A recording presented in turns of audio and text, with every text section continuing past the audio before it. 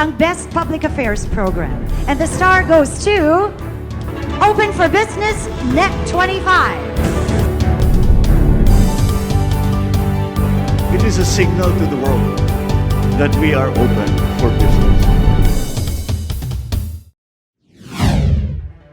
We are now open for business. This is Cesar Vallejos bringing you yet another episode to guide you in discovering your passion and growing your business as we learn from experts in the field.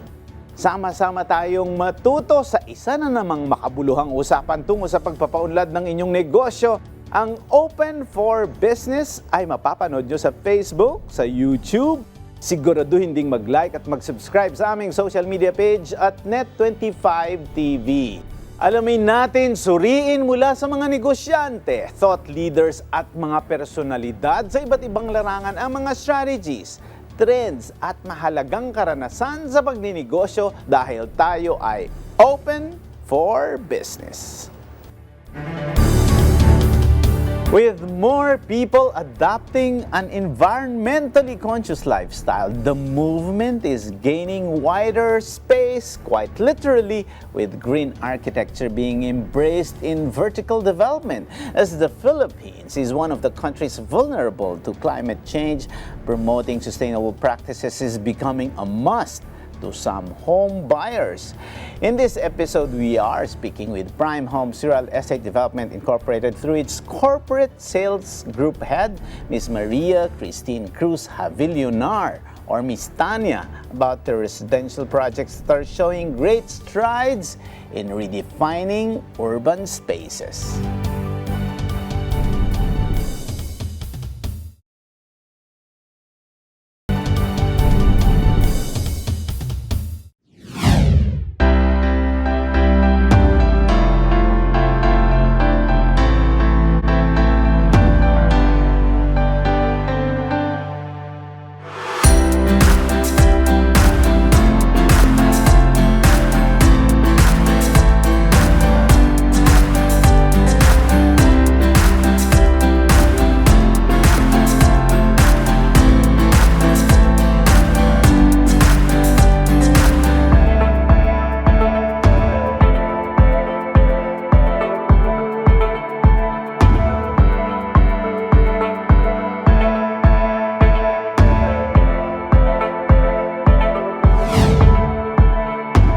For Business is back, and we are joined by a property development company that is huge in making a difference in the residential market as it advocates for sustainability and in the long run helping shape the growth of the country. Its real estate projects speak of eco-friendly urban landscapes and multifunction complexes, eventually creating purpose-led communities. To speak more about their projects, please welcome Primehomes Real Estate Development Corporate Sales Group Head, Ms. Maria Christine Cruz Havillonar, or Ms. Tanya. How are you, Good afternoon, CRV. Okay, it's great to see you. And off-cam, we were talking about homes. We were talking about architecture. Right, correct. Pero paano nga ba namimili ang mga consumers ngayon ng bahay o lupa, lalo na after the pandemic? Are people still very excited to buy into real estate? Meron bang revenge shopping pagdating sa lote o bahay? Yes, correct. Hindi naluluma ang real estate kasi it's a need din po ng mga consumers, no? So, ang nagiging importance dyan is yung location. Kung maganda pa rin yung location niya, yung accessibility niya sa work, sa mga basic na needs like groceries, gano'n. In choosing these locations, since you are also in the business of, you said you have a flagship project. Yes. What were your considerations in this flagship project when you conceptualized it and, you know, with the developer planning it? Yes. Di ba, parang uso ngayon yung mga township, ganyan na, Yes, parang township. everything is there. What were your considerations? Well, we are also planning to put up commercial areas within our community. We are also considering yung accessibility niya sa mga main roads like Commonwealth, Katipunan, yung accessibility going to the north, going to the south. And maganda sa area din namin, hindi siya ma-traffic. Maraming ways to get to certain points. And we're beside mga known communities as well. So alam mo yung security dyan sa area namin, maganda rin. Miss Tanya, maraming mga consumers na parang when they choose a specific area or project, you mentioned some of the things that they want. But my question is, has there been a change then in terms of consumer behavior after the pandemic? Kasi di ba, ang daming lumabas na na needs yung mga tao, ang daming bagong wants and needs na na-create ng pandemic. In the business of real estate, meron ka bang napansin na ganun din? Na parang they want near the hospital or they want, I agree with you. During the pandemic, our business was still doing well because we are very unique kasi we are urban botanical community. And right now, ang mga consumers na, they prefer mga places na may nature, open spaces, hindi lang inside a small enclosed room. You know, when you go out, marami ka pa rin makikitang nature, trees, ganyan. We practice that in our company, which is we allot 70% to open spaces while 30% to residential. So parang kakaunti lang yung residential. So parang they can play there, they can relax there. Yes, maraming areas. We have an area called Casa Jardin. It's an open space. We can do barbecue. By the way, our community also is pet friendly. Wow. So for those who love pets, we're very open to that. We also have a park. We allotted that also in our plan. Wow, that's great. Which is exactly what this research says. Kasi sabi nila dito, in developed countries, there's quite a number of commercial and residential complexes that have successfully incorporated sustainability. For example, one Central Park in Sydney, Australia, with its 250 species of plants and flowers that cover the building, mga ganyan. But in your case, you were saying, imagine 70% of that is open space or nature. When you say uniqueness, is this something unique to Primehomes? Or is this something that is inspired by maybe your travels? Or Actually, even our towers are named under nature. That's how we're so inspired with giving back to the environment and staying healthy. I'm curious tuloy, what's the name of the towers? Yes. So for phase 1 or tower 1, it's called La Rosa. All the names are under flowers. So we have Camia, Magnolia, and Sampaguita. While for tower 2, we have La Selva. So that's Spanish for the rainforest. For the 3 towers, it's Dahlia, Albizia, and Liana. If you come visit our property, our showroom, you can really see that we concentrated in nature, in developing our community, safety, security, it's all there. Miss Tanya, based on your experience, kasi I'm sure, dealing with a set of clientele, I'm sure you did also your research on how the impact of nature is to people, di ba? Kasi pero tama ka some people, especially during the pandemic, di ba, they were confined with their rooms, with their spaces. Sawang-sawa na. After the pandemic, everybody wanted out of their homes, and we see that. So is that something that was well thought out in terms of the development plan? Yes, it was. We were considering also the environment. The community would be healthier if there are more open spaces. You have area for walking, exercise. It's very important because we want our clients or tenants to also feel good. Because if you're beside nature, healthy open space, you feel good. And we consider that. That was part of the plan as well. Pero mas clearer yung mind mo. Yes, mas clearer yung mind mo when you're, when you're outside looking at the trees, lots of flowers around you. So I heard, being in sales, that selling real estate is one of the hardest. How is the business of selling real estate compared to other commodities? In your experience, Well, ano yung nakita mo na pagkakaiba? Working in real estate in this industry, it's really a cutthroat. It's a really cutthroat business. It's very challenging. You really have to put your time into it, and you get to meet certain people that are sometimes not your cup of tea. What's good about it is that it's also rewarding in a way that if you work hard, if you put your time into it, you will get the fulfillment. I also teach sales teams, and I share with them, with real estate, it's like you're also finding homes for your clients. It's Yeah. just not, that's the best reward that you can get, that you have a purpose of finding homes for your clients. So, meaning, Miss Tanya, hindi din lahat pang real estate.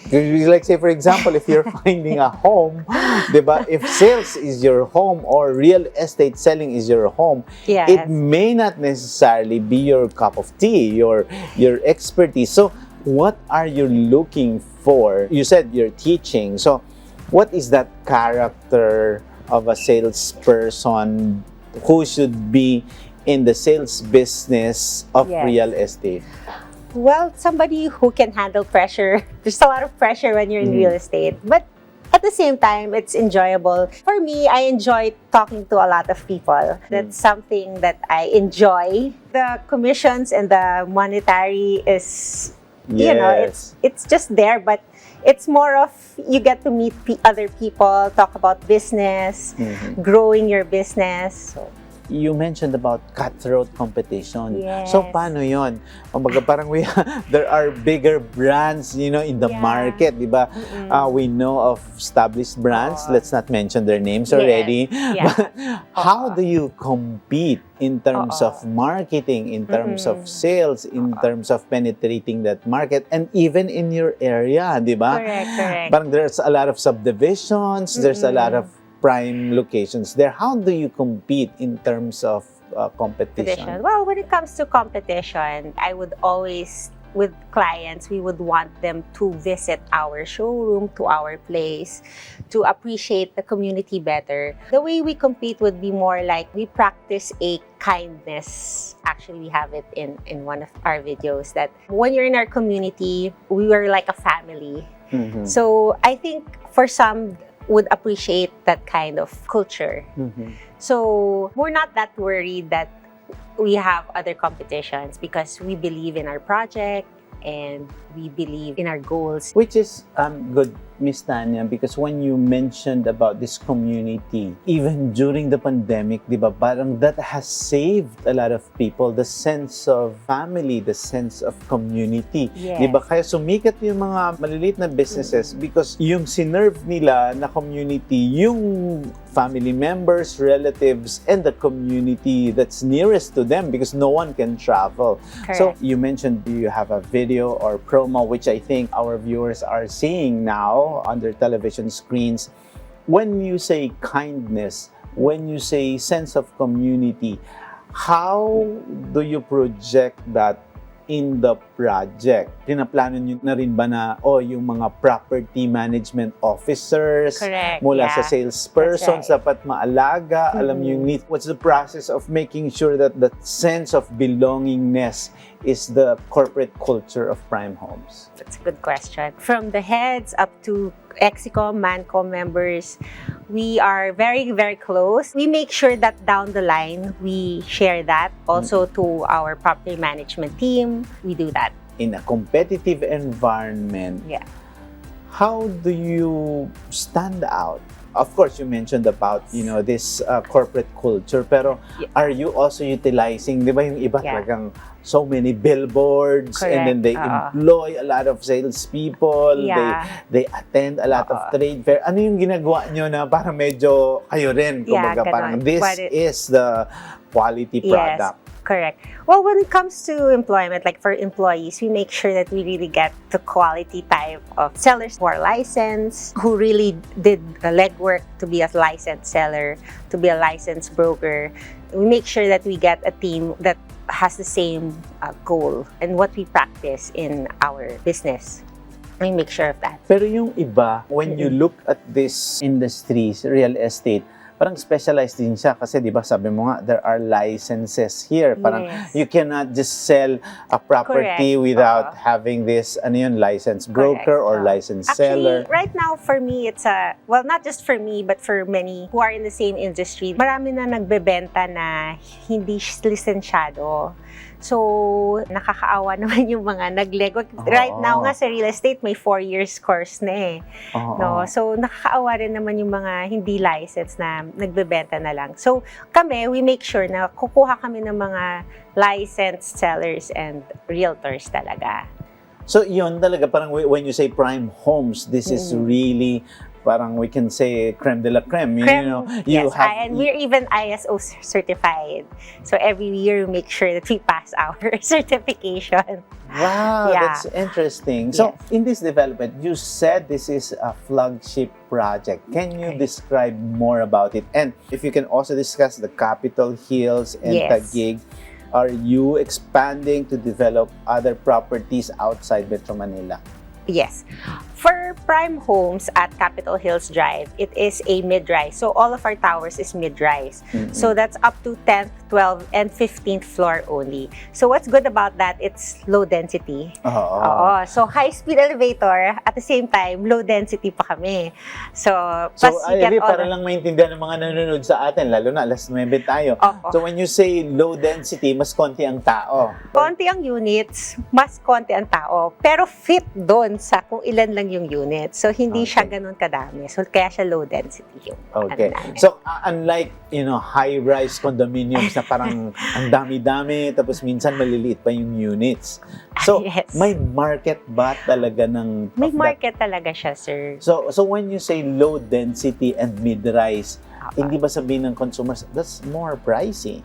Actually, when it comes to the price, around the area, price per square meter, kami yung pinaka-affordable. Really? Yes. Because, siguro dahil you're still developing and it's still... Yes, it's part, and also we have a lot of promos right now. And right now we are launching Tower 6 or Liana.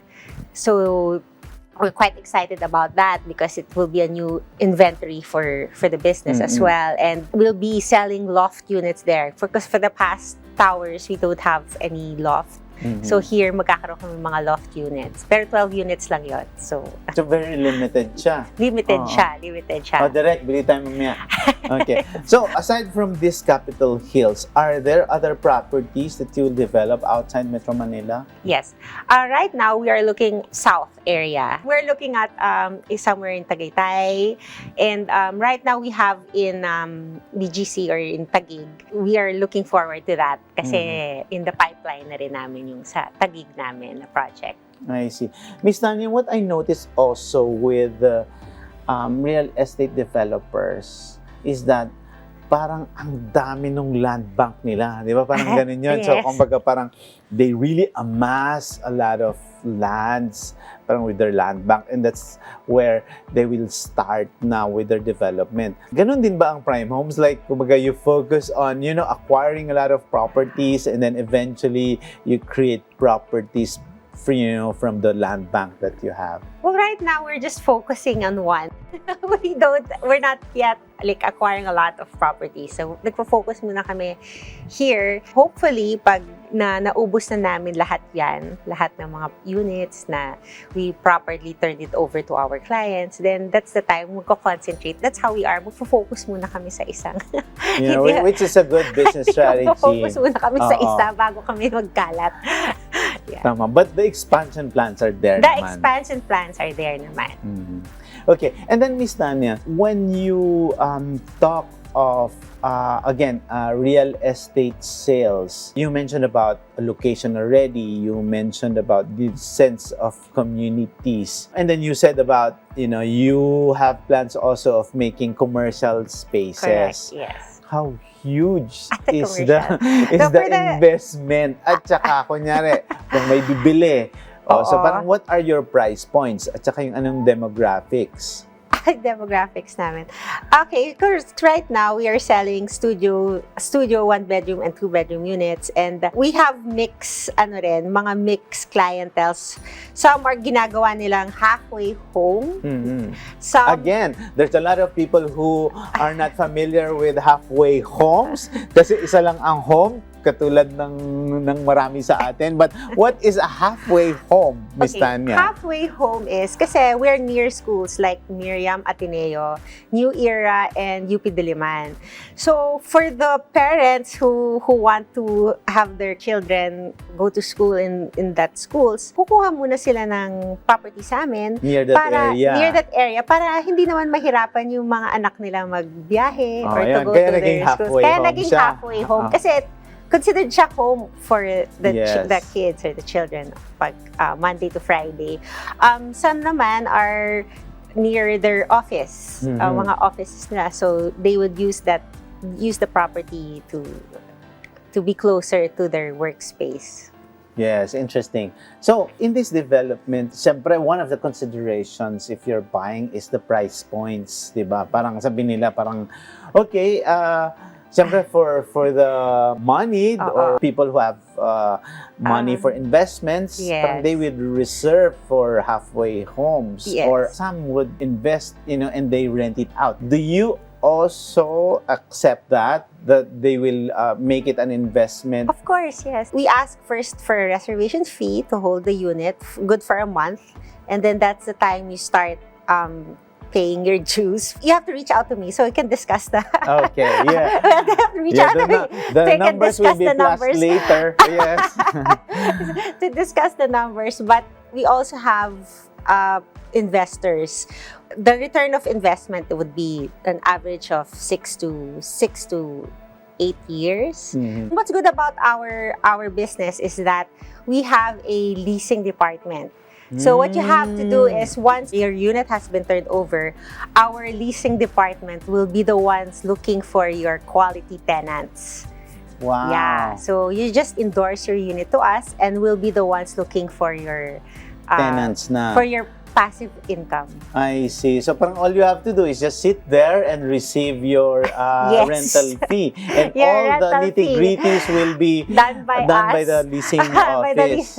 By the leasing department. Pero with the leasing department, ganun din. If you are the owner of the unit, you can tell them, parang, can you be choosy? Kunyari, parang sabihin nila, I like the Chinese or Korean staying in my unit. Ganun ba yun? Or it's open for discussion with the owner. With the owner. Before the closing, you still meet with leasor, so leasing leaser. Yes. So you'd still meet up before any closing. A lot of our viewers are also from small businesses, from corporates, and they're looking for investments. A lot of people are looking for, especially after the pandemic, yung mga perang na itabi sa mga baul talagang nilalabas na. A lot of people are really doing a lot of investments now. Why do you think that real estate is still one of the best investments for people? Okay, that's a very, very good question. For real estate, your money won't be stagnant.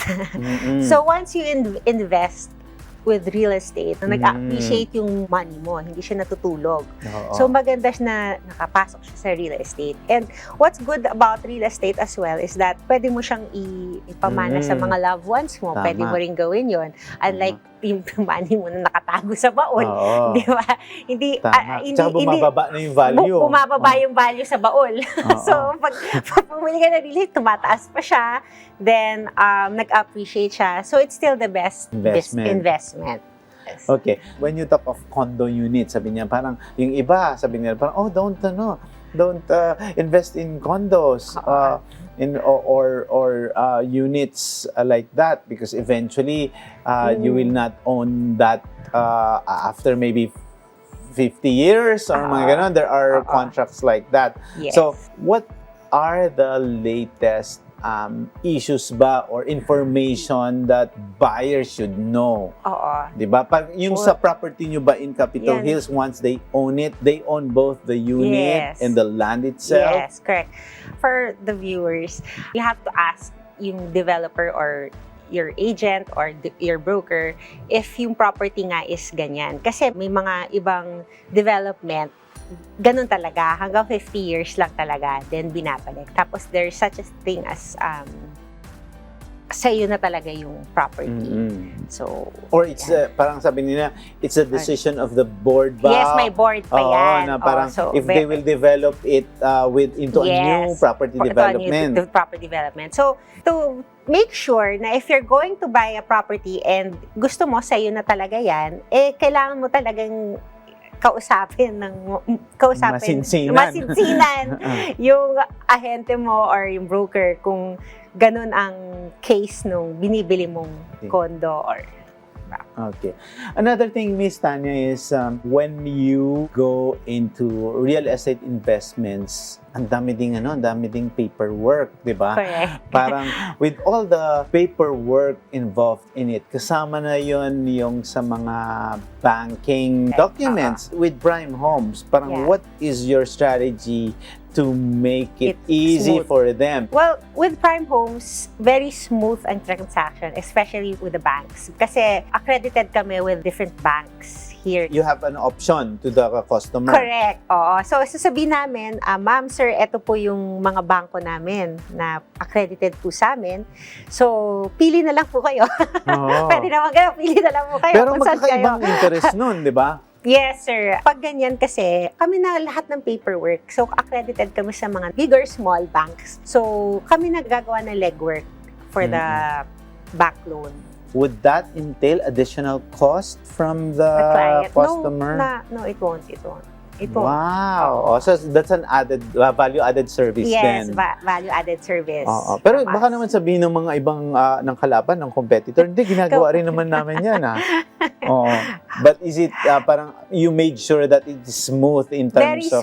Very, very smooth. Actually, we practice nga na once we close the deal, tuloy-tuloy yan hanggang pag-turnover. Hindi namin pinapabayaan yung client. At hindi lang yun, pagka-turnover, sabi mo nga, sige, pass to the leasing department naman. Para, pwede diba? Para pagka-turnover, leasing department naman. Why would people invest in the projects that you have with Primehomes? And if you can discuss other projects or properties that you have, you can talk directly to the camera po. With Primehomes, we're the first urban botanical community in Quezon City. We are a pet-friendly community. I'm inviting everyone to visit our showroom at Capitol Hills Drive. You can reach out to us. You mentioned, Ms. Tanya, that it's the first urban botanical property in Quezon City. What do you mean by the first urban botanical? We practice 70-30, which is a big ratio. 70% of open space, nature, and 30% for residential. So that is a big ratio when it comes to developing a community. So I'm inviting everyone to visit our showroom at Capitol Hills Drive by Primehomes Real Estate Development, Inc. You can look for me, Tanya, and I'll be more than happy to assist you in going around our community and viewing our beautiful sales pavilion, our showroom. We have units there as a 1-bedroom, studio units, 2-bedroom for show. I hope to see you there. Wow. Before we finish this conversation, Miss Tanya, ano yung pinakamahirap or what's the most challenging experience that you encountered as a group sales head of a real estate property development? The most challenging would be if you don't move on. If the sale doesn't push us through, don't give up. You should just move on to the next, and moving forward, it might be a better or successful sale than just staying with one. Wow, that's perfect. But can you say that real estate sales is really a rewarding job? It is. It is really rewarding. For brokers, you have your own time. You can spend more time with your family or friends or growing yourself. It's really up to you how you want to be successful. So if you put more effort in answering your leads or doing all the boosting or doing all the marketing, then you will have a bigger reward in the end or success. Wow, that's very inspiring. Thank you very much, Miss Tanya of Primehomes. And of course, thank you to our friend Ricky Matay. And this has been a very inspiring and educational conversation about real estate. Open for Business. We'll be back. Stay with us. Thank you, Thank Miss you. Tanya. Thank you so much.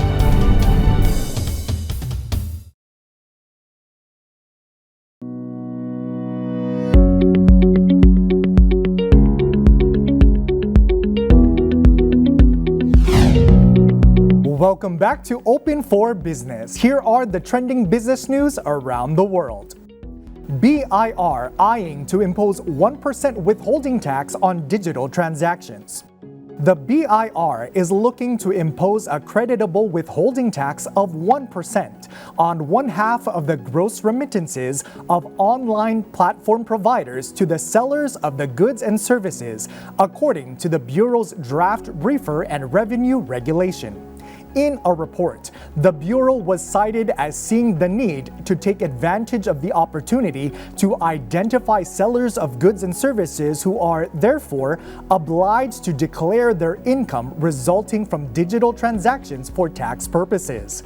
If finalized, the creditable withholding tax adds to the existing tax obligations of the online platform providers.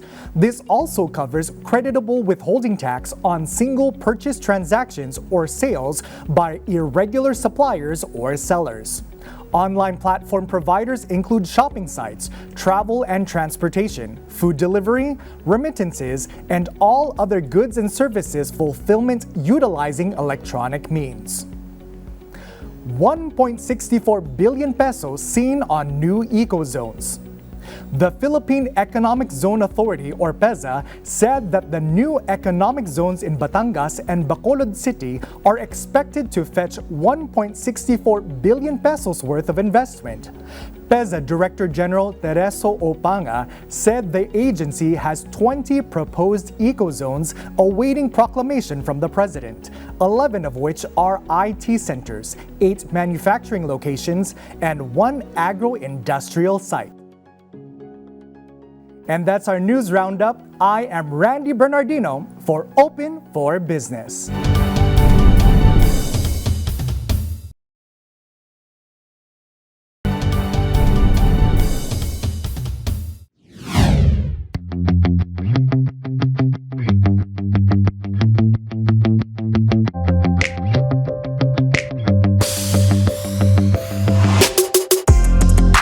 The 14th Asia CEO Awards nomination is officially open. Anyone can nominate their company or leaders who exemplified excellence and outstanding achievements in the past year. Nominations are open until midnight of August 15, 2023, while the award ceremony is expected to be in October this year. The annual awards seek to recognize great strides of organizations and CEOs in implementing progressive measures and visionary leadership. Reeling from the effects of the pandemic, companies have admitted challenges in business operations, but able leadership helped fuel the organization's growth. Some of the well-known companies have already been nominated, and more are expected to be included as nominations come in.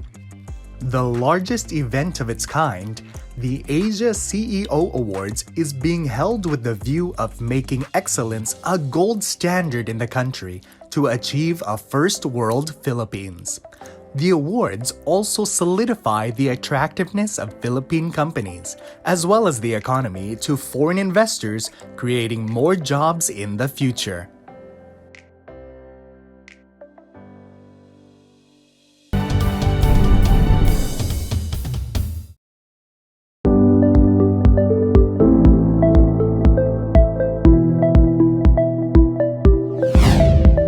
And our buzzword is green architecture. It is a sustainable method of green building design. Its construction is designed with the environment in mind. Green architects generally work with the key concepts of creating an energy efficient, environmentally friendly house.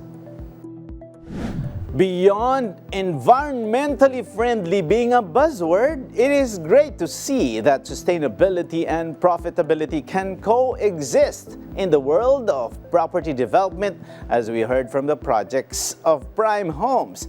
Clearly, these innovative developments combine unique design and environmental responsibility, creating living spaces that are both functional and beautiful.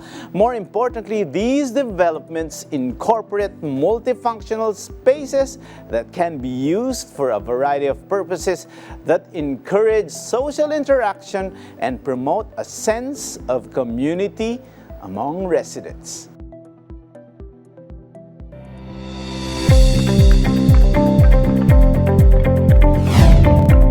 And our quote of the week is, "A nation that destroys its soils destroys itself. Forests are the lungs of our land, purifying the air and giving fresh strength to our people." That's according to Franklin Roosevelt. Thank you very much, Miss Tanya, and good luck to Primehomes. Maraming salamat sa isang oras na pagsama sa amin upang tunghayan ang isang makabuluhang usapan ukol sa negosyo dito lang sa Open for Business.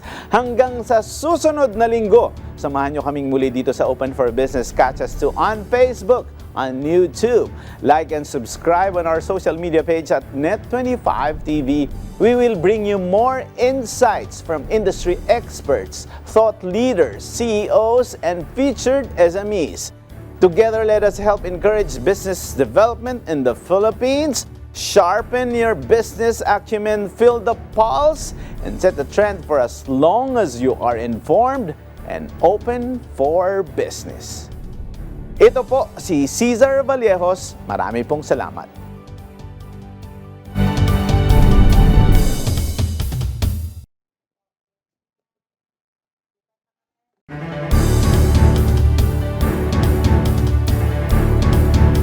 Ang Best Public Affairs Program. And the star goes to Open for Business Net 25. It is a signal to the world that we are open for business. We are now open for business. This is Cesar Vallejos bringing you yet another episode to guide you in discovering your passion and growing your business as we learn from experts in the field.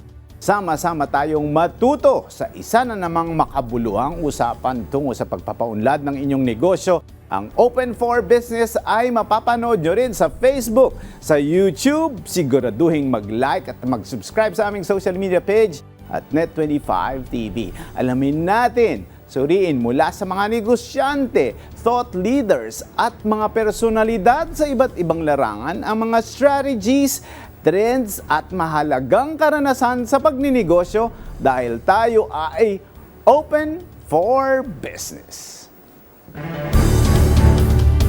Businesses are increasingly accepting the importance of balancing profit with people and the planet. The cement manufacturing industry has traditionally been associated with high carbon emissions and environmental damage. But now, some companies are taking a different approach, prioritizing people and planet, implementing sustainable practices to reduce their impact on the environment and contributing to society. In today's episode, we will speak with Sam Manloso Jr., head of Geocycle, a unit of HOLCIM Philippines, to know more about the crucial role they play in promoting sustainable development in our country, including solid waste management.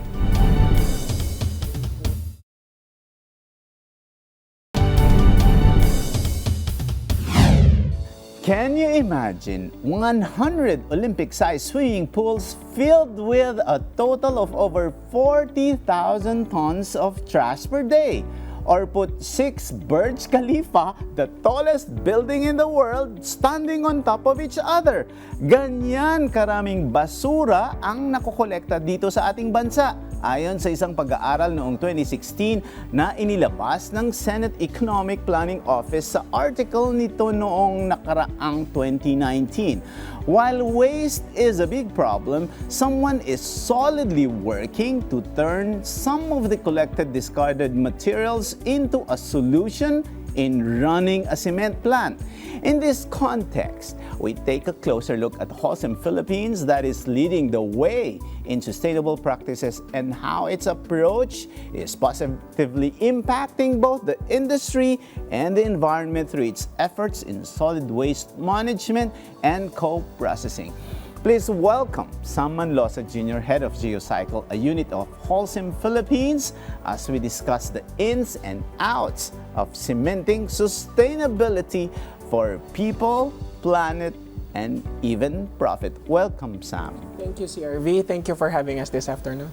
You know, when I was talking about sustainability, I was delivering my spiel. I can already sense that HOLCIM Philippines and your unit, Geocycle, has a very big role.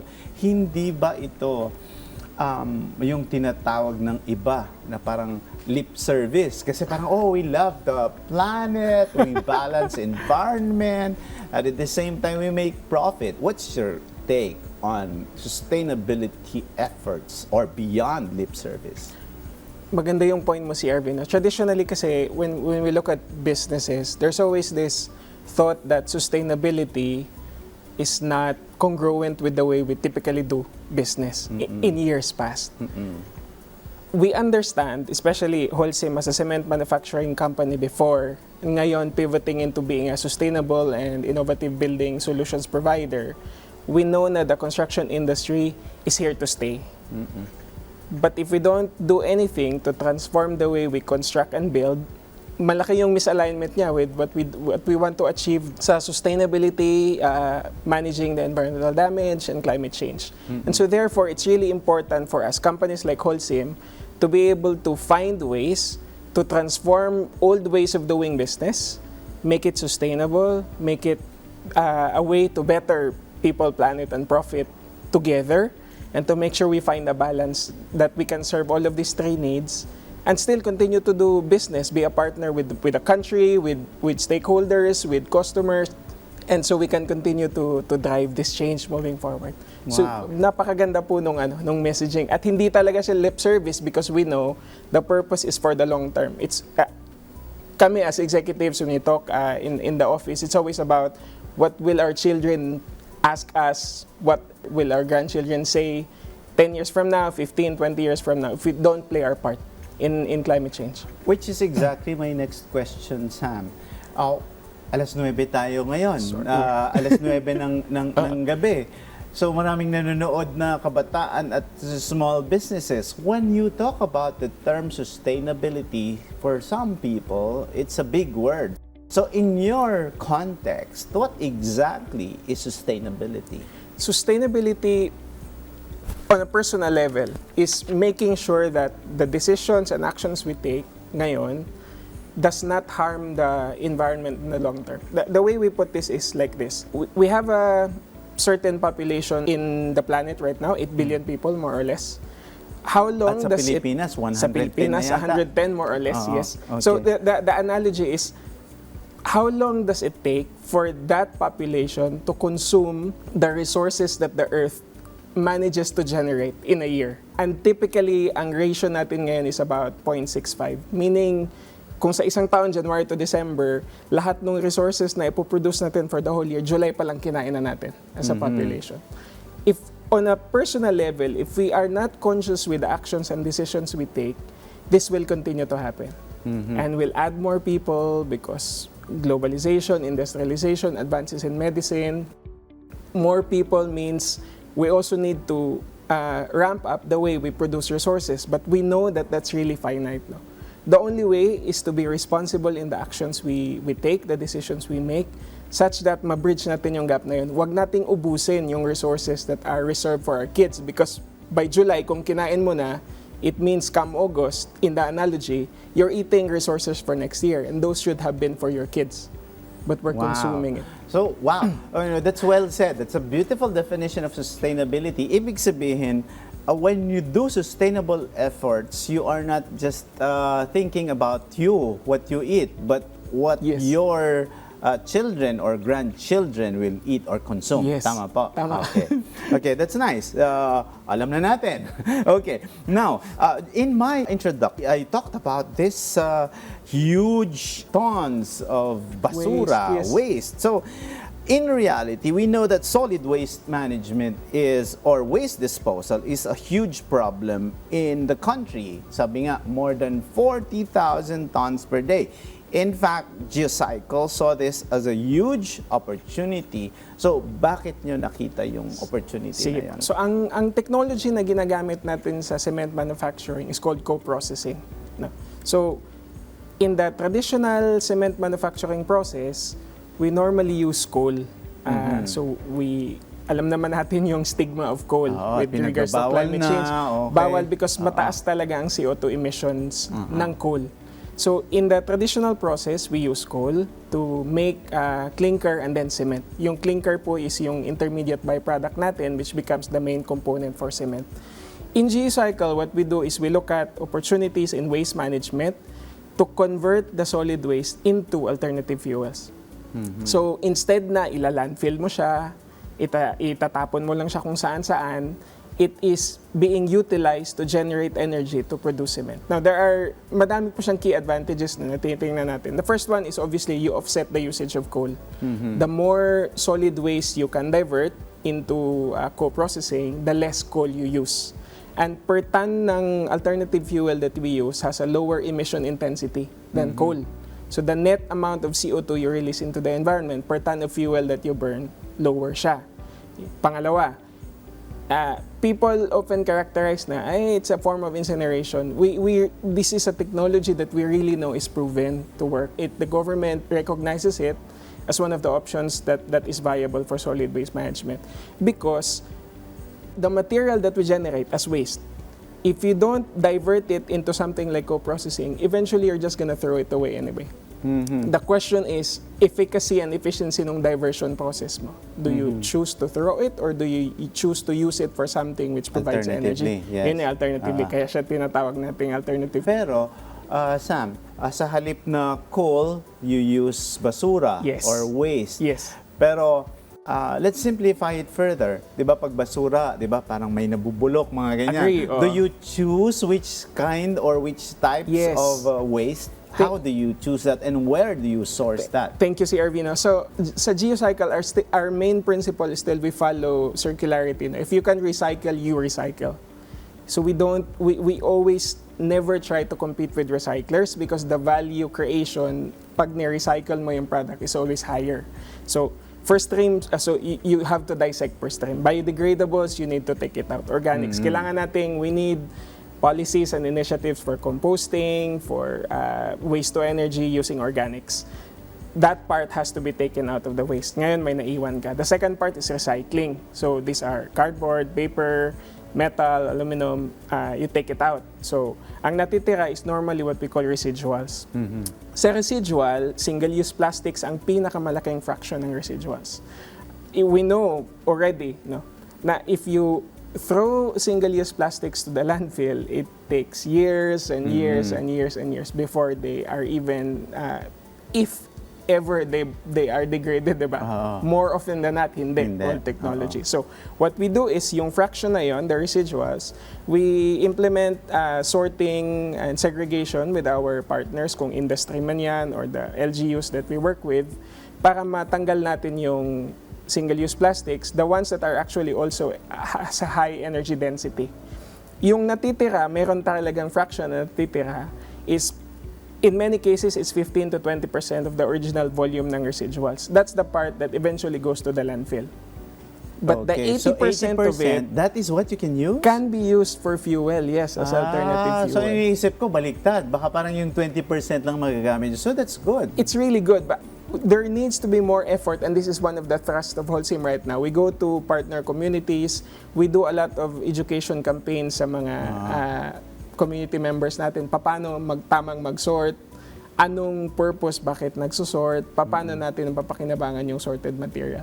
Almost on a weekly basis, we're in a community somewhere in the Philippines, we talk to our LGU partners. Madami tayong natuturuan. Hopefully, that also builds a lot of ground level na participation in waste segregation and So, sorting. Sam, that's also a huge task because to some people, that's just pure use of waste and waste disposal. But as you are explaining now, the involvement comes from communities and maybe from the family, from the basic unit of society na how they will segregate their waste. And then eventually, it goes to this production of fuel and cement manufacturing. So the challenges in cities and smaller communities, barangays, municipalities are very different. No? Partly because of volume and partly because of the nature of the waste. In cities kasi where the volumes are bigger, sorting helps but only to a degree. So to some extent, you need to find willing investors and partners because pwede namang maglagay ng industrial equipment that can also do sorting and segregation. Pwede naman Do siya. you have that now o wala pa? In certain locations, we do. Like yes. in what areas? We have a partner in Pasig that has a facility na sorting and segregation. We are talking to LGUs in Mindanao because dito medyo mahirap-hirap talaga yung infrastructure natin currently. It's virtually non-existent and we need to develop. But madami din tayong investor partners within Metro Manila, some in North Luzon that are already capable of doing it. So they take fresh municipal waste, subject it to the sorting and segregation facility, tapos nasi-separate talaga natin yung fraction that can be used for fuel and then the ones that eventually go to the landfill or other saan mang outlet natin siya nilalagay. Wow. This is interesting. So in short, hindi kayo nagkukulang sa supply. Kumbaga maraming basura eh. So may problema ba kayo doon sa supply? It's a very good question si Arvino. Until we create the necessary capacity for sorting and segregation, the tendency kasi is we contaminate sorted waste. What breaks my heart, for example, just to share stories, is when you go to communities, sasabihin ng household sa'yo na hindi nagsisegregate kami, 4 na kulay ng trash can, iba-iba yung schedule ng pagkukuha. The problem is when there is not enough systems and process na nag-work sa level ng LGU, ang nangyayari, pagdating ng isang garbage truck, hinahalo ulit lahat. That's really heartbreaking because then now you have to deal with mountains of unsorted waste na ang hirap i-process, mas mahirap na siya and then you lose the value. So how do you do that? Is there a communication naman between I think the one that's running that garbage collector? Are those it's normally private? LGUs. LGUs, di ba? Or Yes. private It's LGUs, companies? private companies that are employed by the Kasi LGU. tama yun eh, parang ginawa din sa bahay, pero pagdating naman sa hinalo-halo din. It's really So heartbreaking. what's the solution there, Sam? So, twofold yan. We continue to partner with LGUs together, LGUs and communities. Every time we visit a particular municipality somewhere in the Philippines, it's always we meet with the barangays, with the people in the barangays. We also meet with the LGUs para the effort needs to come from both sides. Pareho kasi they need to meet. And then on top of that, what I was talking about earlier, na we need to find willing partners that want to go into the business of converting energy to waste to energy. So people who are willing to put up capital for sorting facilities because then we can generate fuel out of that. So ganun yung trust, multifaceted siya. Okay, perfect. Talking about LGUs, you said you're working closely with LGUs for solid waste management. But what about national government or the legislative?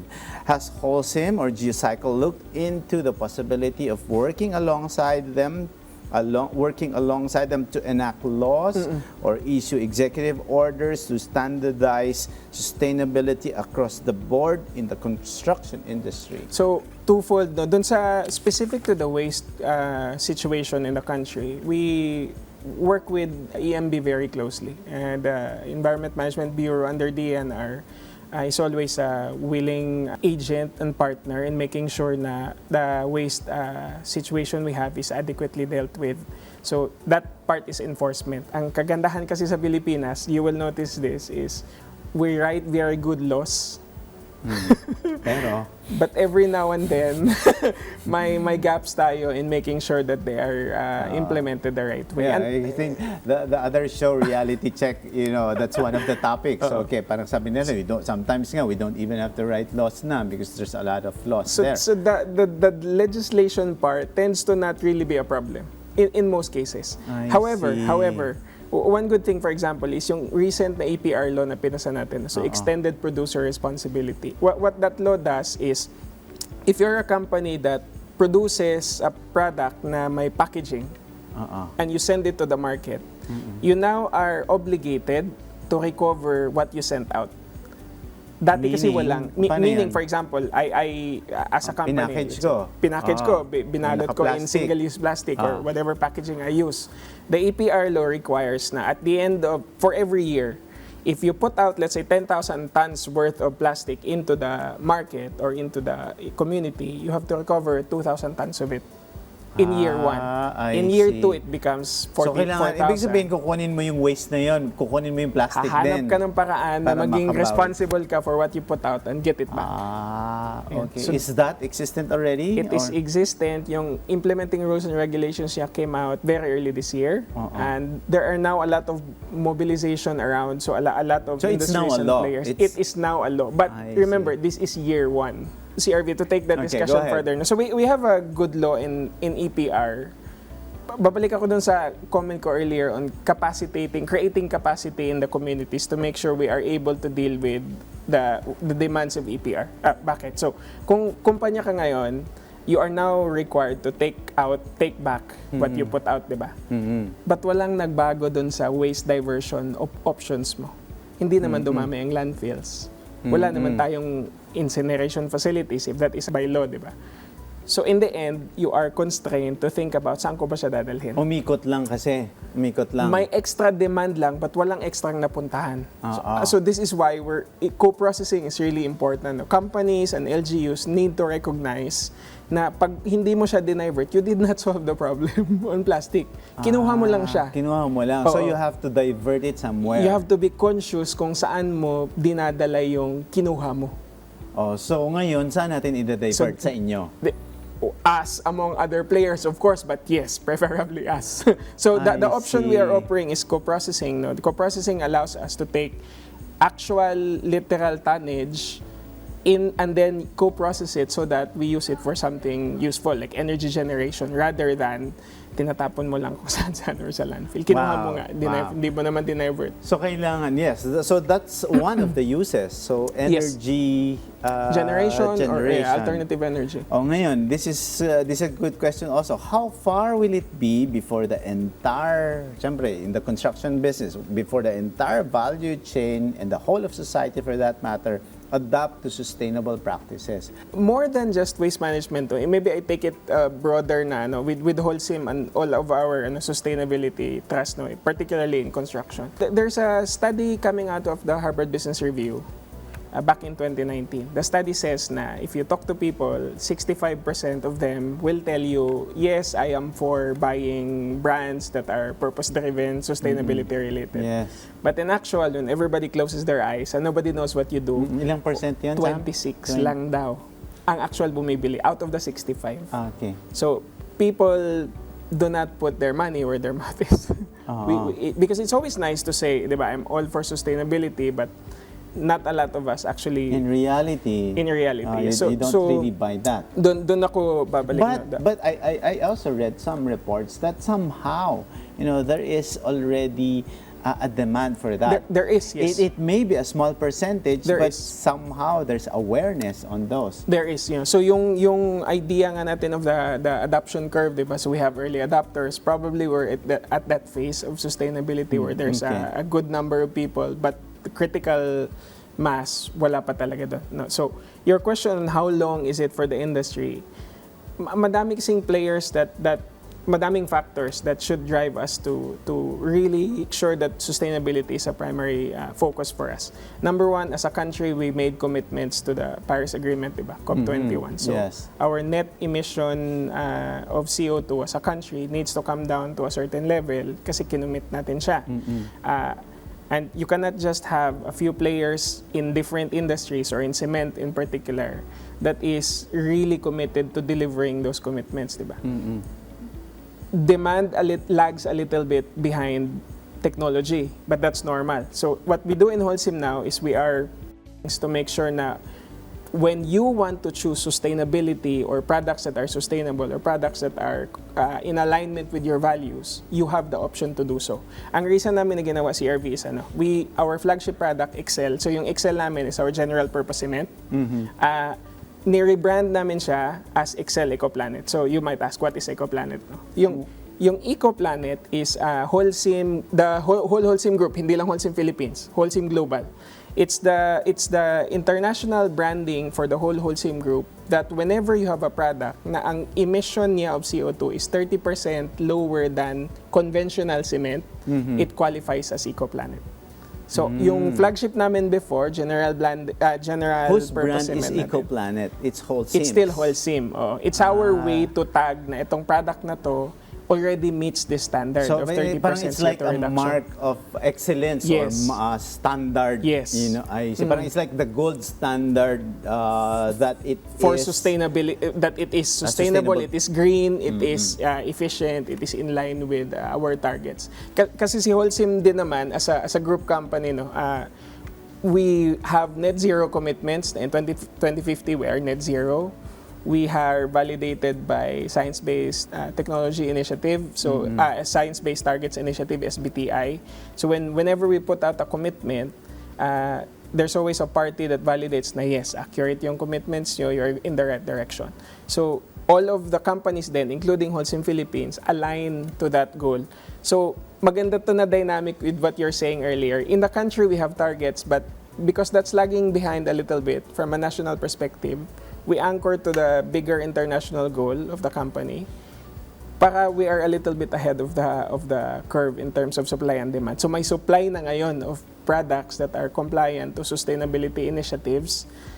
Then we need to push for the demand to catch up. And that is really individual decisions ng mga tao. You really have to embrace this mindset na if you believe you are consuming resources for your kids and you need to make different decisions, you make those decisions today. So you have to choose to buy sustainable products. So, Sam, correct me if I understand Sige. it right. So when like say for example, if I'm a business, if I am a construction company, if I am a household who wants to build a house, Yes. I will buy cement. Hahanapin ko ba yun yung EcoPlanet EcoPlanet label. Yes. EcoPlanet label? Yes. O, pag nakita ko yung EcoPlanet label, ano to? Oh, it means na, ulitin ko yung it means na yung semento na yon has 30% lower carbon dioxide emission than your typical cement. Meaning it's environment friendly. Yes. Ganun. So it's better than the other Yes. brands. Opo. So it's a way for you to say, hey, we are to tag. superior, we are environment friendly, and this is the product to buy pag cement. Is it more affordable or a little pricey? I don't want to give actual price numbers na primarily because there are many factors that influence Okay. price. But Okay. the way we would like to view it is ganito. HOLCIM has always been premium naman. That's how we position our products. okay, Yes. okay. But any innovation, di ba? In any material or industry requires investments, R&D, capital, new equipment. So we went through the process ng EcoPlanet. Before we went into EcoPlanet, over the last 5-6 years, our teams have been really hard at work to develop the product. No? So a lot of effort, a lot of time, a lot of money went into it. But the product is really, it's geared towards value creation. If you choose to value sustainability, that's the product you should go for. Because it's the product Yes. that aligns with your personal values on sustainability. Yun yung messaging namin. Okay, that's perfect, Sam. Your mention of the Philippine commitment to the Yes. Paris Agreement, diba? How far are we with that commitment? Are we meeting the targets in terms of this measurement of the carbon emission per country? Kasi di ba iba-iba yun? Iba-iba Yung yun per country, yes. Oo. Nami-meet ba natin yun? There are regulatory agencies more qualified than me to answer that. I'm sure EMB, the Climate Change Commission, have commitment, we are not moving fast enough. That's my comment. It might be na, because the curve is never linear, right? You don't expect na ngayon you cut by this much, next year you cut by the same amount. It always has to grow exponentially kasi balik nga tayo dun sa people don't adapt very quickly to sustainable products. Matagal tayo mag-adjust kasi nasanay tayo with certain products and we don't like to change. So, in our perception, the industry is not moving fast enough. It might be na this year we are progressing the way we would like to, but that does not mean that next year we will be successful at the same amount. No? Which is why what we really advocate is we want to work with partners who are willing to put their money where their mouth is. Not just to talk about sustainability, but to actually say projects namin are really built on products that are sustainable. The more there is in the community, us in particular, that do that, the more we also attract others because they will start to think, okay naman pala, wala naman palang issues. It's strong, it's durable, it's competitive, it's the same as all the other products that we've had before. It's better, it's innovative, and it's sustainable. Wow, interesting. Now, I've heard about these science-based targets. Yes. I've heard about this measurement of carbon emissions and the measurement of this carbon footprint.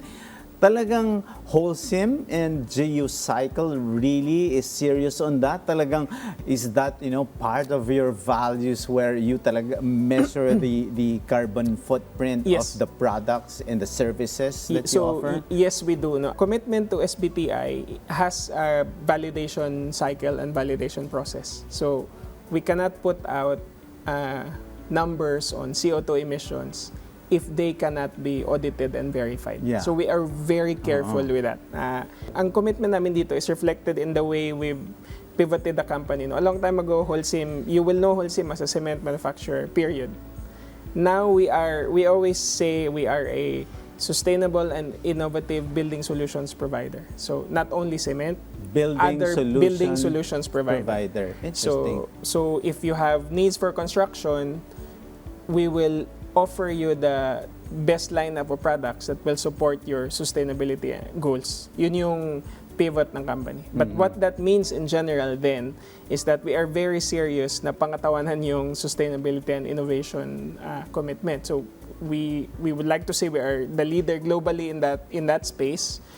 And if we want to continue to partner with industry players, governments, we need to continue to be at the forefront of doing those commitments. So we measure everything, yes. We have very tough internal meetings about where we are relative to targets. And then nawala yung, so it's not, if your CO2 monthly performance is below your target, there are tough discussions about that every single month. Wow. I know that because that's hard to measure also because Yes. I think I was part of this ESG company that measures carbon footprint. Scope 1, Scope 2, Scope 3. Diba? Ayun, Where may are you? negative A, B, C, D, E, and Yes. negative, positive. Okay, we're running out of time. Sam, I hope you can visit again to tell us more about GeoCycle and the products and services that are environment friendly. But what is your message to our viewers with the kind of positioning, with the kind of messaging that you have, and why will it benefit a lot of people, and why will it benefit also businesses if they take advantage of GeoCycle's products and HOLCIM's?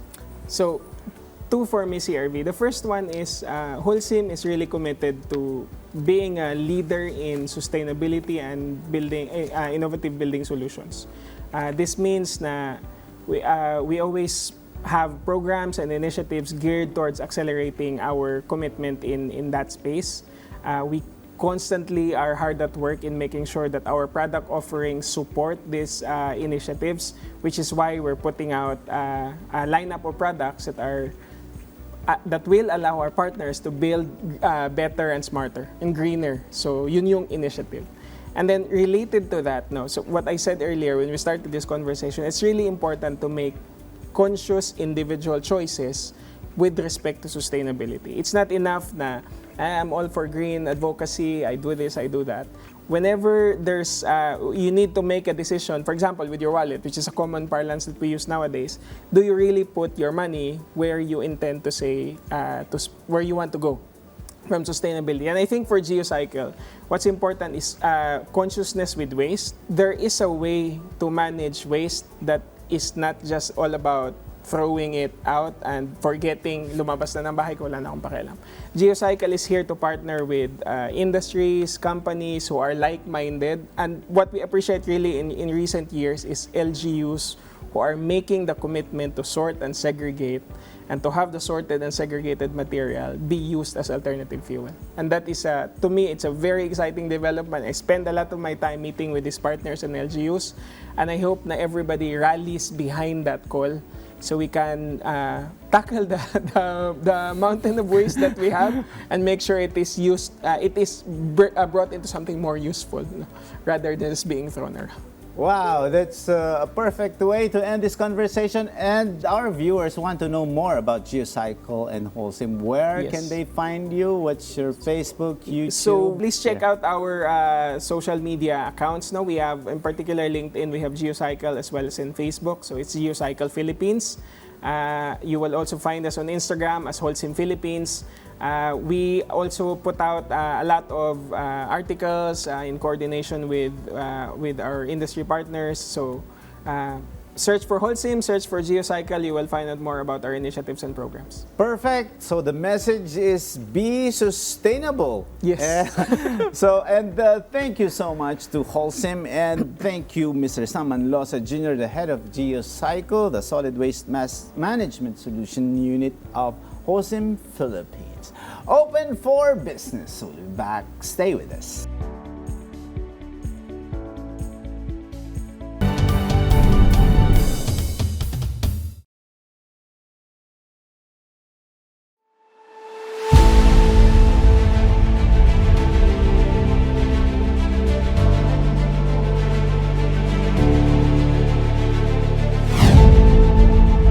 Open for Business is at the helm with BSP's credit scoring model. The Bangko Sentral ng Pilipinas has launched the Credit Risk Database or CRD scoring model in cooperation with the Japan International Cooperation Agency. This is a new tool that lenders can use to analyze the creditworthiness of micro, small, and medium-sized enterprises or MSMEs gamit ang isang data-driven approach. Matutulungan ng CRD ang mga lender na mas maging kumpiyansa sa pagpopondo sa MSMEs, lalo na ang mga walang credit history or sapat na collateral. Ayon kay BSP Governor Felipe Medalla, matutugunan ng CRD scoring model ang funding gap sa MSMEs at makatutulong sa credit risk management ng mga financial institutions. JICA Chief Representative Sakamoto Takema believes the CRD can help the BSP in its goal of enhancing access to finance under the National Strategy for Financial Inclusion. Ang CRD project ay inilunsad sa kasagsagan ng pandemya noong December 2020 at lumawig sa tulong ng 32 rural and universal at commercial banks. Under the Republic Act 6977 or Magna Carta for MSMEs, lenders must allocate 10% of their credit portfolio for small businesses, 8% for micro and small enterprises, and 2% for medium-sized enterprises.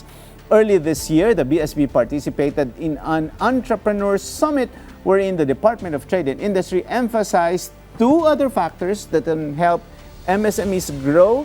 One is reopening the local economy and digitization.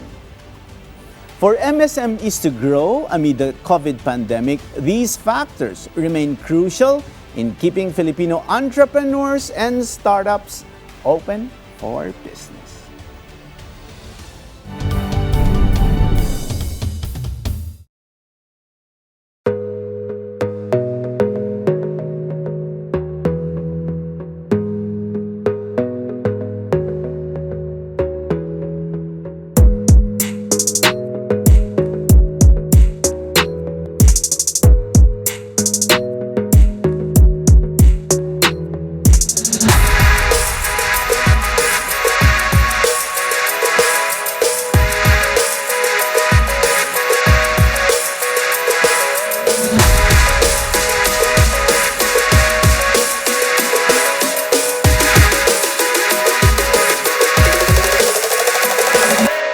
Open for Business is in full swing in the business of filmmaking with Net25 Films.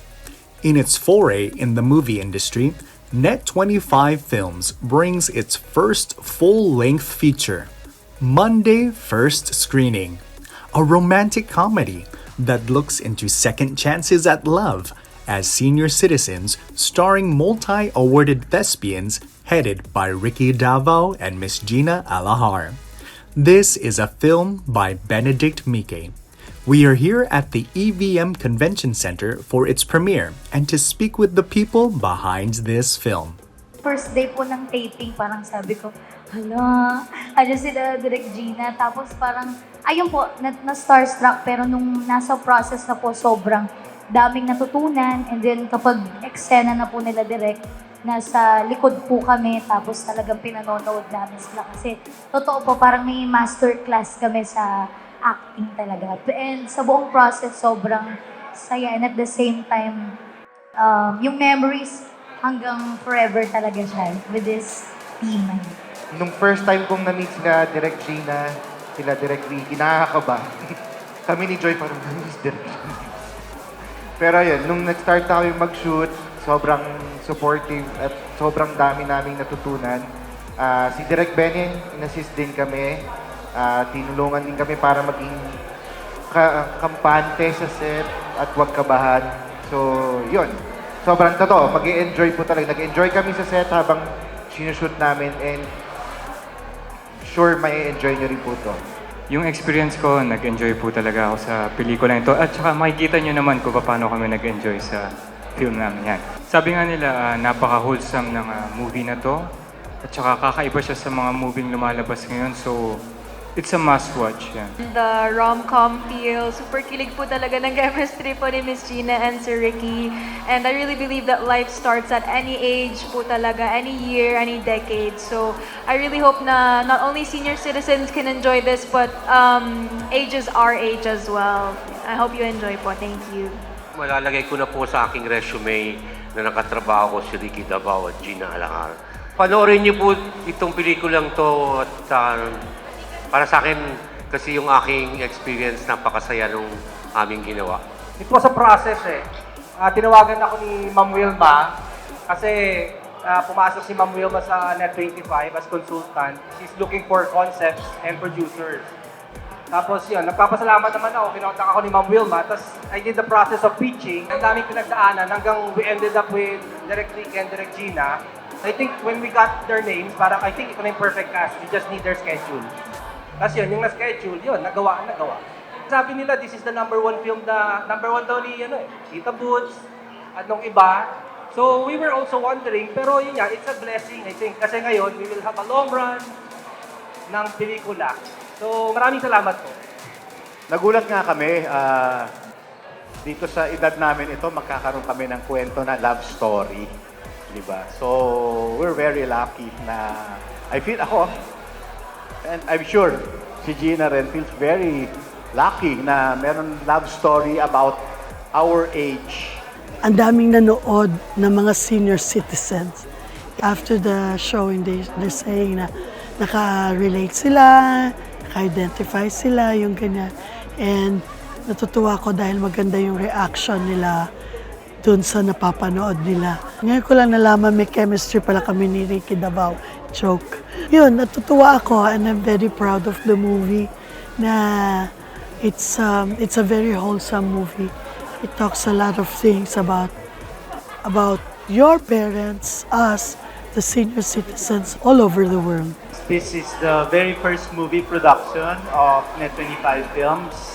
But as early as now, there's already a directive to look for the next materials. And of course, Ms. Wilma Galvante and our management are already looking for new materials that will be produced immediately. And we hope that we will all see you again in the next movie screening. What a fun, refreshing romantic comedy Monday First Screening is. Congratulations to the cast headed by Ricky Davao and Miss Gina Alahar and the able direction of filmmaker Benedict Mike. Most of all, congratulations to Net25 Films for delivering a quality, thought-provoking, and heart-tugging debut film. Open for Business wishes you continued success and more movies to make. This is Randy Bernardino for Open for Business.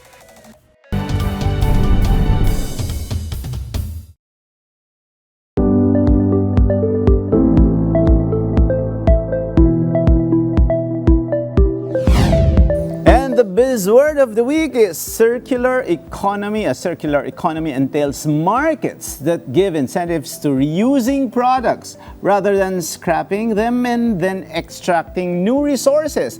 In such an economy, all forms of waste, such as clothes, scrap metal, and obsolete electronics, are returned to the economy or used more efficiently. There is no time to waste. We cannot just watch the concrete dry before we do something. So hats off to companies like HOLCIM Philippines and its solid waste management unit GeoCycle for making big strides in sustainable practices by leading the charge in innovation. It's a win-win situation for the people, planet, and profit.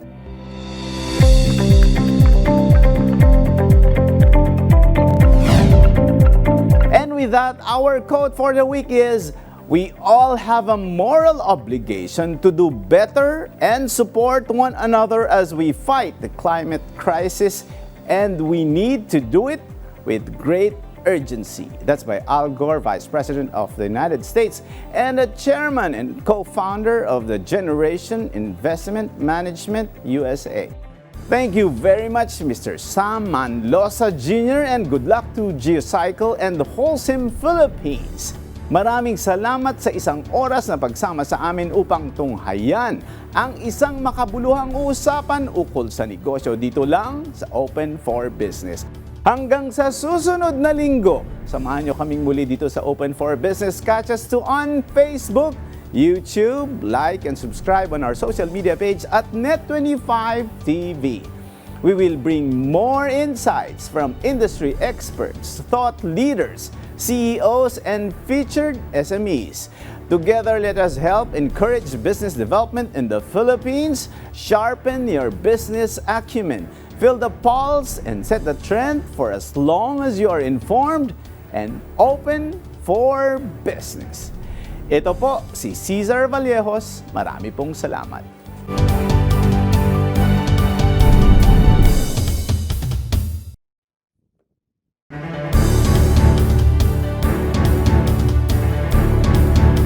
Ang Best Public Affairs Program. And the star goes to Open for Business Net25. It is a signal to the world that we are open for business. We are now open for business. This is Cesar Vallejos bringing you yet another episode to guide you in discovering your passion and growing your business as we learn from experts in the field. Sama-sama tayong matuto sa isa na namang makabuluhang usapan tungo sa pagpapaunlad ng inyong negosyo. Ang Open for Business ay mapapanood nyo sa Facebook, sa YouTube. Siguraduhin ding mag-like at mag-subscribe sa aming social media page at Net25TV. Alamin natin, suriin mula sa mga negosyante, thought leaders at mga personalidad sa iba't ibang larangan ang mga strategies, trends at mahalagang karanasan sa pagninegosyo dahil tayo ay open for business.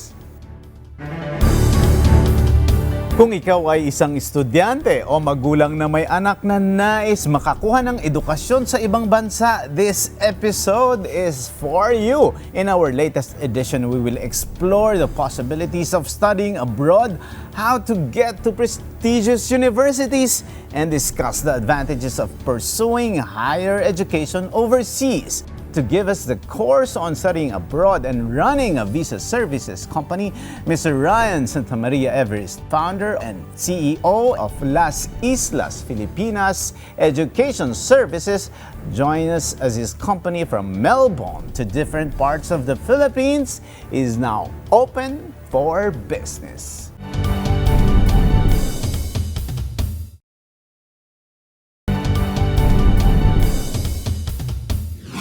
Studying abroad seems a daunting thought, but for students who are determined to carve a path to success, there are many ways to make this dream a reality.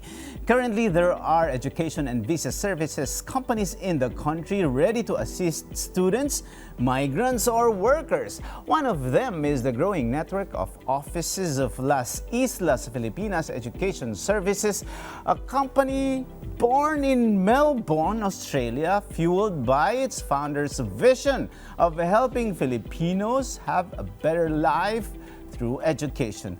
Please welcome Mr. Ryan Santamaria Everest, CEO of Las Islas Filipinas, to tell us about his journey into entrepreneurship through his passion for good education and how aspiring students can go to Australia for tertiary and further studies. How are you, Ryan? Thank you, sir. Thank you so much. I'm well. Thank you so much. Yourself? I'm fine, thank you. Ayun, mapapa-Australian accent tayo ngayon. But a lot of our viewers, they think that studying abroad is very expensive. We know that there are a lot of personalities, marami mga taga-show business, di ba? At marami din sa business community na nakikita natin na yun lang mga may kaya ang nakakapagpadala ng anak o nag-aaral abroad. Is this true? Or yung karaniwan bang mga mamamayan, karaniwang Pilipino, meron din bang pagkakataon sila para mag-aral abroad? Yes po, sir. Kasi iba naman po kasi yung fees at mga babayarin. Depende naman yun sa college na pag-e-enrollan mo. Meron naman tayong affordable colleges na pwede natin i-offer dun sa mga tipo, sabihin na lang po natin, marginalized na Yes. At meron din naman yung tinatawag nila dito sa Philippines, kasi wala nun sa amin sa Australia. Dito sa Philippines may tinatawag silang fly now, pay later. Most of the consultancies are doing it here now, but we at Las Islas Filipinas, as much as possible, we don't want to do the same thing as what they are doing. Kasi we are based in Melbourne, and then we are not allowed to do it. I see. In short, what you're saying, Ryan, is that it's possible to really study abroad kasi sinasabi mo, depende din sa school na pupuntahan mo. Similar to studying here in the Philippines, there are, schools that offer higher tuition fees, and then there are affordable schools. So you have an option as well. That's correct, sir. And on top of that, during the consultation process, bibigyan po namin ng options yung student. Let's say, ang kailangan lang talaga ng student is to be very honest if he or she can afford to pay, or if he or she has relatives abroad, let's say in Australia. Kasi if not, we're not going to give him or her yung mga mamahalin na colleges. Let's say, sabi niya, oh sir, this is the only amount that I can afford to pay. This is your annual budget. Yes. Ganyan. And then, of course, we'll work on that kasi that's how it works. Opo. Pero your company is focused on students lang who want to study in Australia for now, because maybe eventually you want to branch out to other countries. We do offer Canada and UK as well, sir, but we're more focused with Australia since Las Islas Filipinas is based in Melbourne. Okay. And our main office is in Melbourne, but we do have offices now in Adelaide, Perth, Brisbane, and Northern Territory, and of course in Sydney. But with our UK and Canada, it is partnered with bigger agency which is based in UK and Canada. But like what I have said, we're more focused with people who wanted to study in Australia. But as far as I know, people who are in Canada now are wanting to come to Australia because of the benefits that they're receiving. Kasi Which is related to my question, Ryan. Why Australia? There are a lot of countries in the world like France or maybe US, Japan. Yan. Pero why are you encouraging Filipinos or students to study in Australia? why Australia, when you say Australia kasi, Australia offer the best quality education in terms of the quality kasi they will give you quality education where pag bumalik ka ng Philippines, you're like two step ahead of everyone. Let's say when you come back to the Philippines, they will offer you a managerial position. And not just Filipinos actually. People from Latin America are coming to Australia to study, Chinese, Japanese, actually all over the world talaga. They come to Australia because they know how good the education in Australia. And on top of that, the Australian government really helps students to become the person that they wanted to be. That being said, Australian government supports students in terms of their mental health. There are free services such as Beyond Blue. You can call them 24/7. Other countries, they don't have that. So pag sinabi mong they help in mental health, like for example, if you're a student and syempre yung support system mo, you don't have relatives there, malulungkot ka. So is that part of, the benefits that wherein you have a support system? Even not only in Australia, di ba? Like say if you are an OFW, halimbawa, you go to the different countries, you're stationed there without relatives. The pangs of loneliness will really affect you. So why are they giving mental health as a benefit for students? Because, Sir Cesar, based on the study, correct me if I'm wrong, the highest number of suicide are coming from the students. And then it is because they're struggling with their studies, they're missing their families, they're alone. That's why I think the Australian government, hindi lang naman nila bago lang yun eh. It's there na ever since. It's just that students are nahihiya na lumapit or tumawag. So what they're doing now is they're promoting mental health on TV, in the internet, all over na para so that people they normalize it. Unlike in na parang hindi ka na mahihiya or parang walang stigma. Yes po. I see. 24/7 it's available to call, it's for free. That's the good thing about it. And on top of that, let's say with Las Islas Filipinas, I would say before you leave the Philippines, hindi po namin kayo papaalasin until makapag-attend kayo ng tinatawag naming pre-departure seminar. With that pre-departure seminar, we will give you those do's and don'ts na kung anong dapat mong gawin, how to open a bank account, where to go in terms of library, things like this, accommodation and other things.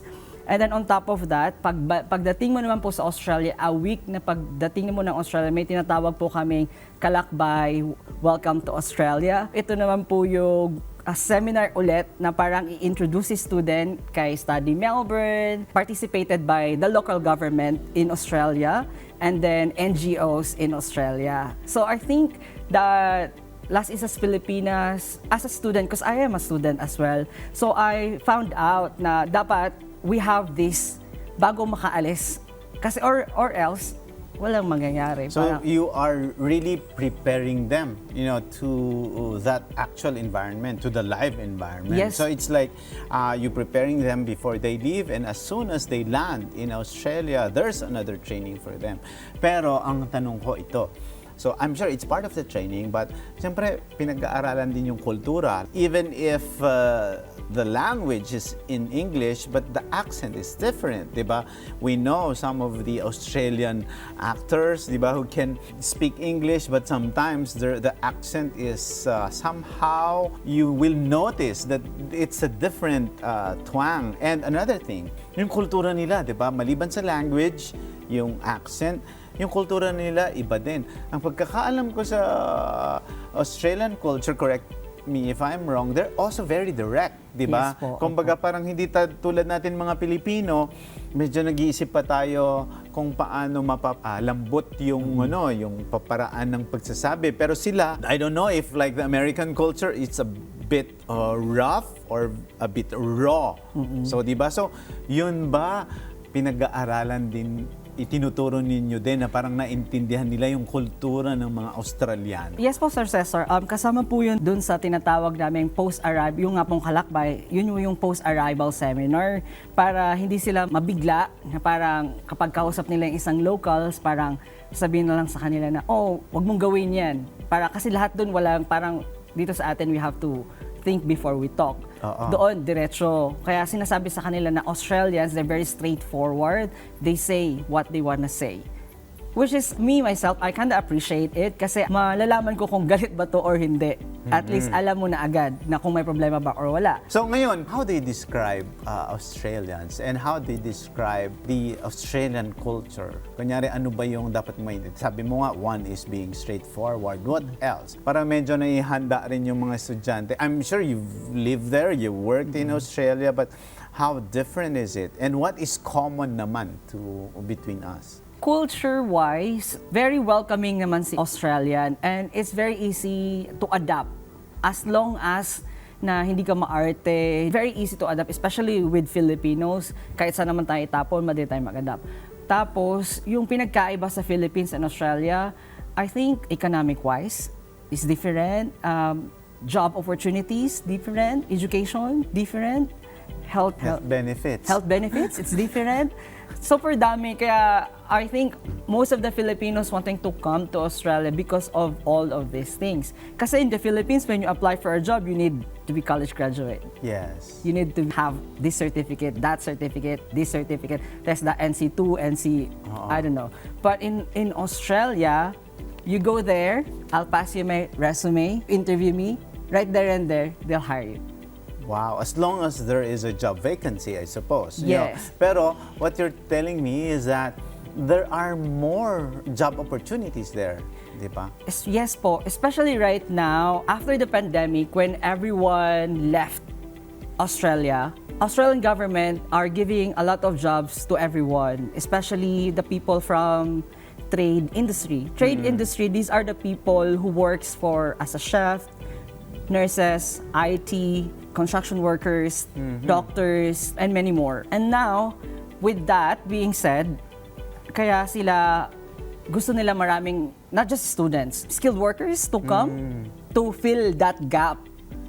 So actually now, they just, before, for people who are wanting to work as aging and support, like aged worker, yung mga, yung nag-help sa mga matatanda. Healthcare. Yes. Ang ginawa nila ngayon is binigyan nila ng permanent residency pathway yung mga people na nag-work on that industry dahil lang kasi kulang nga sila sa manpower si Australia. Wow, interesting. I have to read this. According to the website of Australian Trade, there are over 19,000 enrollments year to date in Australia amongst Filipino students. It's quite easy to digest that the land down under is a popular choice for students to go to in pursuit of tertiary and further education. In your observation, what is a common driver for Filipino students in choosing to study in Australia? Nasagot mo na rin yan, pero gusto kong malaman, kasi ang interesting naman dito, ikaw naranasan mo. So dapat, nagstay ka na doon. But here you are, establishing the Las Islas Filipinas Education Services, giving your experience, providing the Filipinos and our countrymen an opportunity for them to also experience the life that you had there. Why so? Bakit hindi mo pinili na ito na lang ako, kayaman na lang ako sa Australia? So why are you doing this? Why are you sharing this opportunity to other Filipinos? Naku, napakadamot ko naman, sir, kung susuluhin ko na lang, no? Pero I always at the back of my head, sabi nga nila, we always move forward, but when we turn our backs, we have to reminisce and give thanks to the people who help us. So I believe yung mga Filipinos deserve din naman nila na magkaroon ng maginhawang buhay. Pero like what I have said, it's an investment for yourself and your family. We graduated with this course and that course, but there are so many smart people who are graduating as well. So everyone needs to update their skills, their knowledge para to adapt. So sa isip ko, sabi ko, sige, dapat lahat, kung na-experience ko, hindi man lahat, at least a portion, let's say even 1% nung marginalized people, matulungan ko. Wow, that's very inspiring, Ryan. And this one, this is also interesting. Can you provide an overview of the educational programs and courses available to Filipino students in Australia? Yes, thank you po. For nurses, of course, they can work as nurse in Australia on demand. Now, commercial cookery, chef, aging and support, IT graduates, teachers, and building and construction, and then digital media. So, pwede silang, katulad ng sinabi mo, maraming options kung paano mapataas mo ang skill set mo doon at saan ka mag-aaral. So, depende doon sa budget mo. Pero yung iba talaga, walang pera. So, yung iba, magagaling. We've read a lot of news, both real news and fake news about students, di ba, getting a lot of grants, scholarships from very prestigious schools in the US. Dito, talagang full scholarship. So, what types of scholarships or financial aid options are available for Filipino students who wish to study in Australia? Meron bang ganon? Well, in Australia po, Sir Cesar, they don't normally offer scholarship for people who are not citizen or permanent residency. But if you enroll to universities, let's say if you want to study your bachelor's degree, PhD, or any courses, they offer you a 30% scholarship. Malaking bagay na po yung 30%. That's malaking tanggal na yun sa ano mo. But full scholarship, you have to apply through Australian awards. They give you an examination and then you have to apply. Normally, yung mga taga-UP Diliman, sila yung palaging nakakakuha ng grants. Wow, so talagang pagalingan din yan kasi may exam eh. Magaling ang Pilipino, kaya kaya niya yan. Okay, how can your agency assist Filipino students in the visa application process for studying in Australia? Kasi minsan ganun, mahirap. So okay na, nakapasa ka na lahat. Kompleto na, ang galing mo, taas ng grades mo, everything. Pagdating ng visa, disapproved. What are your initiatives to ensure that the visa process and approvals are secured? With Islas Filipinas, I am very proud to say that we thoroughly check the documents of our clients or students so that we send them a checklist. And then by sending the checklist, as much as possible, we want everything that is written sa checklist, ma-submit nila. And then, kasi ngayon, the reason like countries like Nepal and India, yung assessment level nila went down to level 3. Philippines, thanks God, we're still on assessment level 2. Ano ang pagkakaiba ng 1, 2, 3 na yon when you say level 1, 2, 3? Kasi Sir Cesar, when you're assessment level 1 and 2, these are the countries that are getting visa approved immediately or and no then hitches. On top of that, Australian immigration is not asking for our finance documents. And then pag level 2, level 1 and 2. Level 1 and 2. So parang wala ka nang show me your bank account, walang ganon. Pag level 2. Yung hindi na sila manghihingi in a way na ito thoroughly check pa nila. Pero parang i-scan na lang nila para tignan lang kung you can afford to pay. Parang yung sources of income mo, ganyan, or who supports you. Yes. Pag assessment level 3 naman, we have to provide finance documents and then English assessment. Ito po yung IELTS, PTE na examination. So sa atin, wala na yon. Wala na. We're very lucky. We're very lucky kasi thank you so much. Nagpapasalamat tayo kasi lahat ng so far, lahat ng consultancy, not just mine, we thoroughly check the documents na parang walang bogus document. Kasi yun yung isa sa mga reason na bumababa yung assessment level. Ang mga Filipinos po talaga, very honest all over talaga. Wow, that's great to know. And yes, we believe that as well. And that's part of the core values also of Net25 as a broadcast station. But ito pa. So halimbawa, parang sinabi mo, I think you mentioned this, some of the services. What support services do you offer to Filipino students once they arrive in Australia? You mentioned din kanina, di ba, na once they're there, parang you have an actual briefing pa or another training. So can you give me a walkthrough of, of what happens once they arrive? Once they arrive, a week na dumating po sila sa Australia, ang ginagawa po namin, Sir Cesar, is we invite them to come for what we call Kalakbay Welcome to Australia seminar.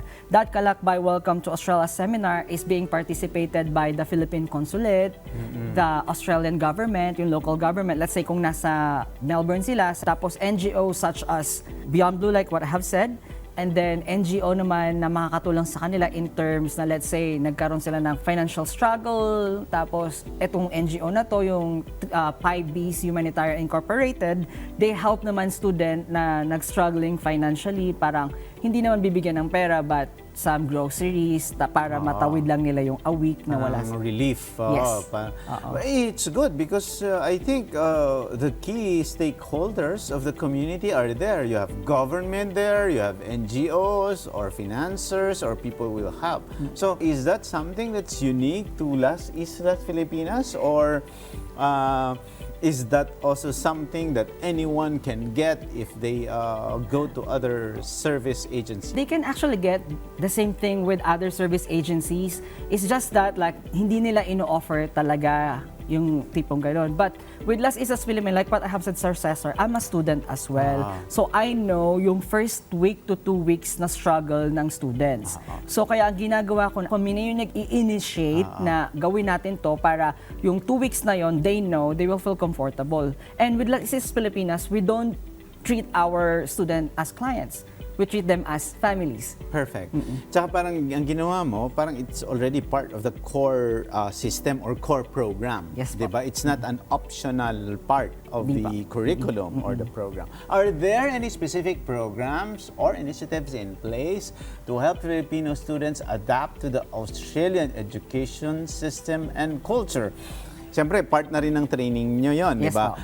But from time to time, because I observe this with other students I met in different countries, talagang there are times that they go together with in museums. You know, there are times that, you know, outside the traditional educational system, there are activities that's fit for foreign students. Is that also part of the process? Yes po. Each state has study Melbourne, study Adelaide, study Brisbane. They are the one who help students in terms of adapting with the culture or wanting to get to know the city better. So all they have to do is just to approach Las Islas Filipinas. Kahit hindi nyo po kami yung nag-process ng visa nyo, just approach us and we'll help you. We'll guide you, we'll introduce you to wherever you are. Nasa Adelaide man kayo, nasa Perth man kayo, or nasa Brisbane man kayo, or Northern Territory, Sydney. Wherever you are in Australia, just approach us. We will help you. Wow, perfect. That's inspiring. Could you provide information on the cost of living in Australia for Filipino students, including accommodation, transportation, and daily expenses? Siyempre, alam naman natin dito, ang cost of living sa Pilipinas ay pwedeng mura lang, pero because of the rising cost of prices, talagang medyo mahal na rin, hindi na rin kaya. So sabihin natin, is there some sort of a ballpark figure lang na parang yung cost of living mo, 'di ba? Alam natin, 'di ba? There are reports coming from different sources of the cost of living, 'di ba, in key cities, 'di ba? Kasi lalo na yung mga binabanggit mong city, talagang Melbourne, Brisbane, di ba? These are Perth, these are key cities. When you go to Tokyo, to Paris, to London, the cost of living there is very high. So, how can you describe the cost of living there? With the cost of living po, Sir Cesar, it's totally different if the way you live. Para kasi when I was studying, parang $50 sa akin or $25 okay na sa akin a day. Minsan napapa... So $25 to $50 a day. Australian dollars Yes yun. po. Magkano ba yung exchange rate? Sorry, magkano? 36. So mas mataas yung Oo. US, so 36. 36. So pag may $50 ka, buhay ka na. Sobra-sobra na. Sobra-sobra Oo. na. Oo. Tapos kasi, Sir Cesar, pag pumunta ka sa groceries, if you live the life na parang... Daily yun, Oo. 25 to 50. Actually, masyado na malaki yung $10, okay na. Kasi punta ka sa Coles, yung supermarket namin doon, bili ka lang doon ng, let's say, like me, bread, tapos salad, okay na. Tapos I can eat that na the next day na rin. Depende lang talaga yon sa the way, yung paano yung, tawag doon, yung lifestyle mo. Lifestyle, yes. That's it. Yung lifestyle mo. Pag you're very fancy, siyempre, hindi yun na, So imagine, so parang lumalabas with 900 pesos or that's about 25 Australian dollars sa'yo, okay na. But again, the lifestyle of one person is not necessarily the same with another. So as you mentioned, it depends on your style of living, di ba? If you want a fancy life, di ba, you go to big restaurants, di ba? Hindi ka pwede yung mga turo-turo lang. Eh dito sa Pilipinas, punta ka lang sa tindahan ni Aling Pasing, buhay ka na pag estudyante ka. Minsan pag-iisahin, natatandaan ko yung mga kasabayan ko, minsan lang ang isang beses, dalawang beses lang kumain, wala nang merienda yon, di ba? Ako, sir. So, mabubuhay na yon. In your Yes, case, anong... yung like what I have said, bibili lang ako sa supermarket, then I cook for myself, tapos adobo, yung adobo, i-meal prep ko siya for the whole week. Wow. I-meal prep ko siya for the whole week. Sasabihin ng mga, kasi in terms naman sa accommodation, i-discuss ko lang very light. Okay. In terms naman sa accommodation, there are different types of accommodation. If you're on a budget, merong mga sharing houses doon. In one room, parang dito, bed spacer. Bed spacer or dorm. Di ba minsan sa isang dorm, pwedeng sama-sama doon. Pero doon kasi, parang a little bit fancier kasi sa isang room, dalawa lang kayo. Social. Di ba? Parang si Attorney Randy lang.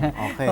Sa isang room, dalawa lang kayo. Tapos you share na ganun doon. Hindi bawal kasi ang apatan or it's against the law of parang real estate law nila. Bawal yung more than 2. Kaya ganun. Pag nagtitipid ka, sharing is a good idea.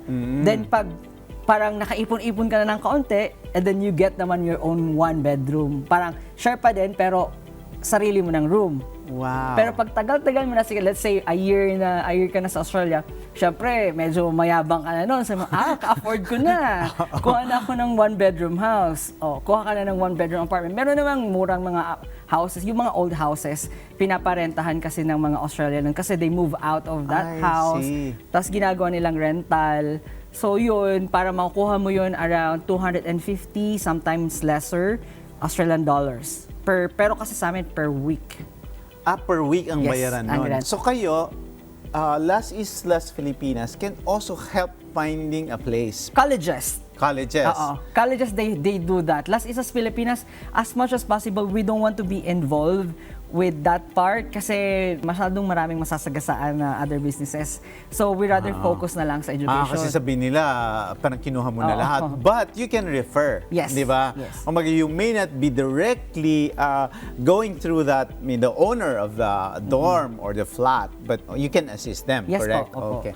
Wow. That's interesting. And siyempre, depende na rin doon sa lifestyle, character, or financial capacity ng student or family na mamili ng tirahan niya. Yes po, opo. Pero, kunyari, yung sinabi mo, based on real estate law or provision, so yun, gaano naman kalaki yung space? Ang mga rooms ba doon, parang malalaki ba na? It's really different here in the Philippines. Okay. Kasi our condominiums here para kang sardinas.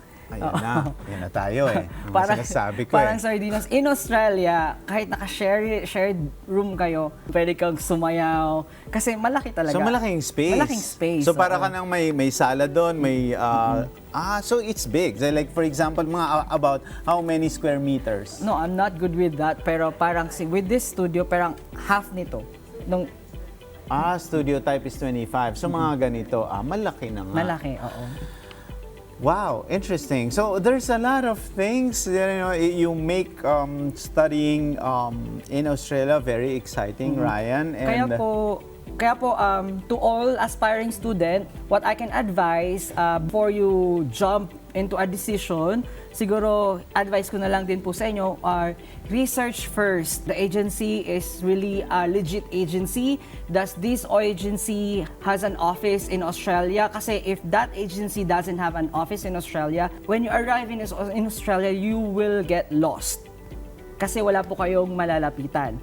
So, kapag yung agency meron pong branch Australia, at least you have someone to go to kung magka-problema man po. And on top of that, next naman to research is the colleges. Kunyari, in-offeran po kayo ng education consultancy, this is our offer. So now naman, your task as a applicant, you have to make your own research. You research the college, if this college doesn't have bad reputation, if this colleges really gives offer cheaper. Kasi minsan nangyayari na naho-hold up sila. Pagdating nila sa Australia, Gano'n na lang sila. Oh, ang mahal-mahal pala ng tuition fee ko. Gano'n na lang. Do that. And then on top of, after that, researching about the college, research naman tayo about how to adopt the culture, ano ba yung dapat gawin, paano ba si Australians magsalita, paano tayo mag-a-adapt. Then after nyan, you assess everything financially naman. Diba? Am I financially capable of working and studying abroad? Kasi baka mamaya, you don't have relatives pala there, tapos suntok sa buwan lang na baka sana sapalaran na lang. Hindi po pwedeng ganun. Dapat, when we leave the Philippines, we have to be financially ready. Yes, I do understand na dapat nakikipagsapalaran tayo. Pero kung pag gagawin natin to, dapat po tayong lumapit sa trusted consultancy para we can help you. Pagdating nyo doon, we can find you a job straight away or kung ano man para hindi kayo mawala. Wow, that's a very inspiring and very practical wrap-up of today's episode. And thank you, Ryan, and thank you, Las Islas Filipinas Education Services, for sharing your expertise, your knowledge, and your agency for not only for Filipino students, but the Filipino families. And thank you for sharing your experience as well in Australia. And we haven't discussed really your journey of entrepreneurship. That gives you another opportunity to guest in Open for Business. And hopefully we can also guest some of the students who enrolled in through your agency. So maraming salamat, at bago tayo matapos, please, a lot of our viewers would want to get in touch with you. The Facebook, the numbers, the YouTube channel are flashed on screen, but how will they get in touch with you, Ryan? All they have to do po is just Google Las Islas Filipinas Education Services, and then lahat po ng information needed is nandun po. Click the button, inquiry button, lahat. Well, very timely naman po kami mag-reply. Thank you, Ryan, and good day, mate. And thank you so much, Open for Business. We'll be back. Stay with us.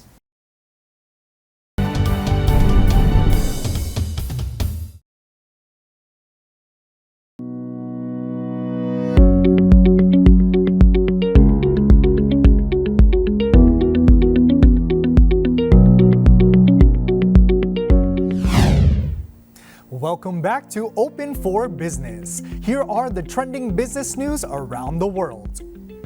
Government downscales infrastructure projects to 8.2 trillion pesos. The national government has removed redundancies in some of the total infrastructure flagship projects, or IFPs, which now has an updated investment value standing at 8.2 trillion pesos, according to the Department of Finance Chief Benjamin Diokno. As expected, this is lower than the 9 trillion peso IFPs announced in March this year. Diokno, who also co-chairs the Economic Development Group together with the National Economic and Development Authority head, said that there are 68 ongoing projects, 25 for implementation, 9 for approval, 52 under project preparation, and 40 under pre-project preparation, for a total of 194 IFPs. Around 4.51 trillion pesos of the said projects will be funded via Official Development Assistance, or ODAs, while 2.51 trillion pesos will be through public-private partnerships. Most of the projects, or 83%, equivalent to 6.77 trillion pesos, will be for the physical connectivity sector, covering 119 IFPs. Other projects include water resources, agriculture, health, digital connectivity, and power and energy. SEC warns on abusive debt collectors. The Securities on Exchange Commission, or SEC, issued warnings on penalties under Republic Act number 11765, or the Financial Products and Services Consumer Protection Act, or FCPA, specifically violation of Section 8D on abusive debt collection practices, which can be criminally prosecuted. The rules and regulations of FCPA prohibit financial service providers or lending companies or their collection partners the use of abusive collection or debt recovery practices in a bid to protect consumers. Violation of the said section of FCPA carries a penalty of a maximum 2 million peso fine or up to 5 years of imprisonment or both. Philippines seem to benefit from its RCEP inclusion. The Philippines is expected to reap the benefits of being part of the Regional Comprehensive Economic Partnership, or RCEP, specifically on foreign direct investments from Europe, said European Union ASEAN Business Council Executive Director Chris Humphrey. RCEP participating countries include the ASEAN members, Japan, Australia, China, New Zealand, and South Korea. Humphrey also noted the country's attractiveness, having one of the fastest GDP growth rates in the region, as well as economic reforms made to attract foreign investments. That's our news roundup. I am Randy Bernardino for Open for Business.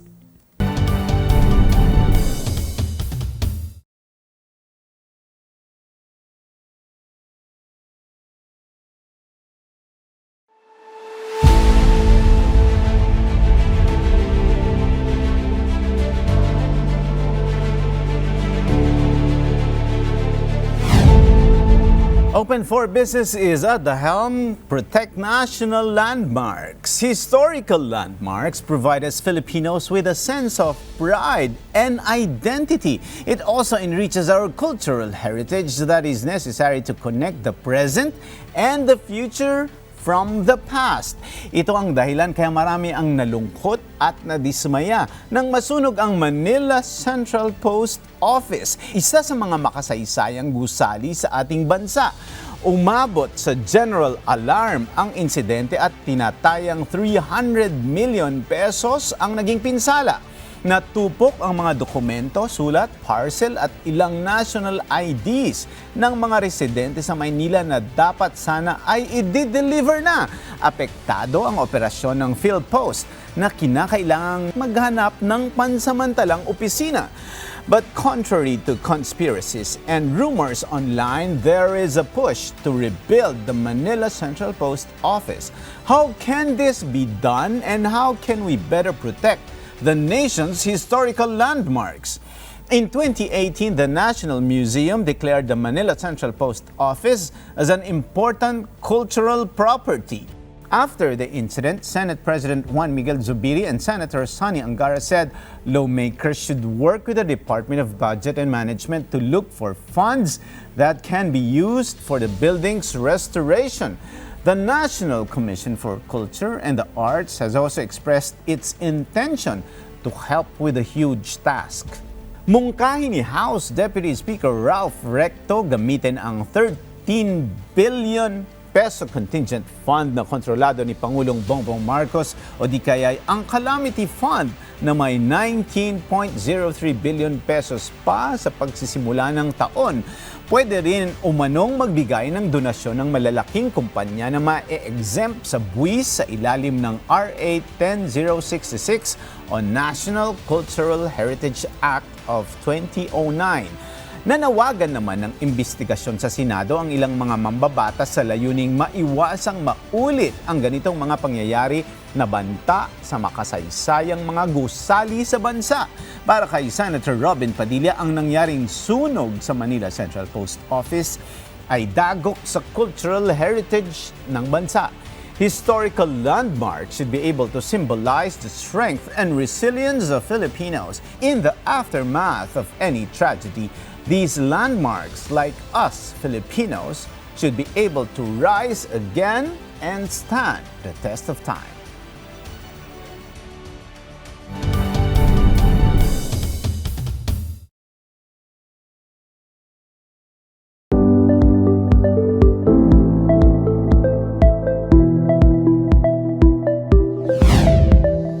And the buzzword of the week is migration agent. They assist in visa application and registered under the Office of Migration Agents Registration Authority. And that came from Australian Government Department of Home Affairs.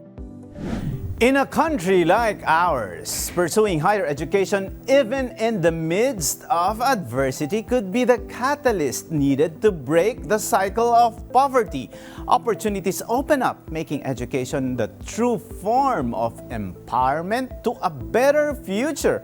Our own guest proved that it is possible to change directions if you invest in education. While education here is good, studying abroad provides a gateway to experiencing diversity, perspectives, and cultures, thus broadening one's mindset from local to global, nurturing intellectual growth and multicultural understanding.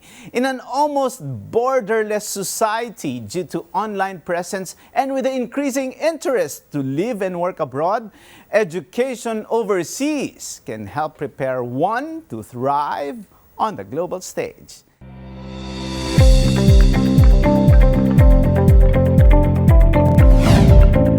And with that, our quote of the week is from Aristotle, a Greek philosopher and polymath. He said, "The roots of education are bitter, but the fruit is sweet." Maraming salamat sa isa na namang oras na pagsama sa amin upang tunghayan ang isang makabuluhang usapan ukol sa negosyo dito lang sa Open for Business. Hanggang sa susunod na linggo, samahan nyo kaming muli dito sa Open for Business. Catch us too on Facebook, on YouTube, like and subscribe on our social media page at Net25TV. We will bring you more insights from industry experts, thought leaders, CEOs, and featured SMEs. Together, let us help encourage business in the Philippines, sharpen your business acumen, feel the pulse, and set the trend for as long as you're informed and open for business. Ito po si Cesar Vallejos. Marami pong salamat.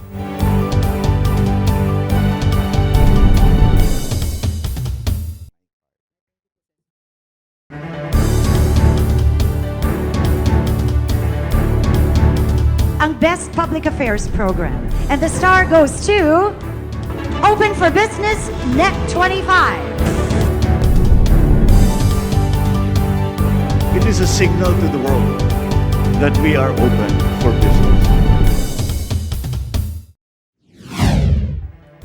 We are now open for business. This is Cesar Vallejos bringing you yet another episode to guide you in discovering your passion and growing your business as we learn from experts in the field. Sama-sama tayong matuto sa isa na namang makabuluhang usapan tungo sa pagpapaunlad ng inyong negosyo. Ang Open for Business ay mapapanood nyo rin sa Facebook, sa YouTube. Siguraduhin mag-like at mag-subscribe sa aming social media page at Net25TV. Alamin natin, suriin mula sa mga negosyante, thought leaders at mga personalidad sa iba't ibang larangan ang mga strategies, trends at mahalagang karanasan sa pagninegosyo dahil tayo ay open for business. In the fast-changing landscape of business, there are individuals who defy conventional paths to build diversified portfolios. They refuse to be confined in a box, instead embracing the pursuit of opportunities. And one such individual is with us in this episode, an entrepreneur with numerous business interests, a content creator, a talent manager. One can say he's quite indefatigable. Wilbert Ting Tolentino of Wheel of Life Group of Companies tells us his journey in business diversification and possibly inspiring others only here in Open for Business.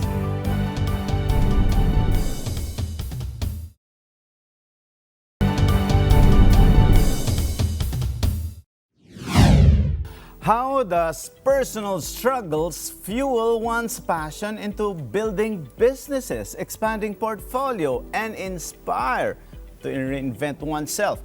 We are joined here tonight by entrepreneur, content creator, and talent manager Wilbert Ting Tolentino, who overcame hardships at a very young age and has embarked on a transformative personal and entrepreneurial reinvention. Welcome to Open for Business, Wilbert. Welcome po, Sir Cesar. Maraming salamat. Maraming at salamat din po. Belated happy birthday Thank sa you inyo. po, sir. Thank you po. Okay. Well, I was reading the introduction and you have many hats. Opo. Entrepreneur ka, content creator ka, talent manager ka. Opo. How do you do this all together? Actually, ano yan, nag-start ako sa lahat ng businesses ko. So, ang ginagawa ko is dinuduplicate ko yung mga angels ko into my business partner. So, lahat ng knowledge ko, dinuduplicate ko sa kanila and then magjo-join ako ng another venture. Lalabas ako ulit sa isang box para makapag-join ako sa ibang field, sa ibang industry. Doon ako nag-expand. Ayun. So, Wilbert, the good thing there is you have a team. And basically, Yes po. if you have a team, you are like the mentor for that team. Ano Yes yung po. sinishare mo doon sa team members na yon? Nako, una, syempre yung personal experience ko as I start nung 14 years old ako. So, lagi ko kinakwento yung experiences ko and yung motivation ko, kung paano ko sila ma-inspired para ma-duplicate ng another Wilbert Tolentino. Yun yung lagi kong sinasabi sa mga team ko.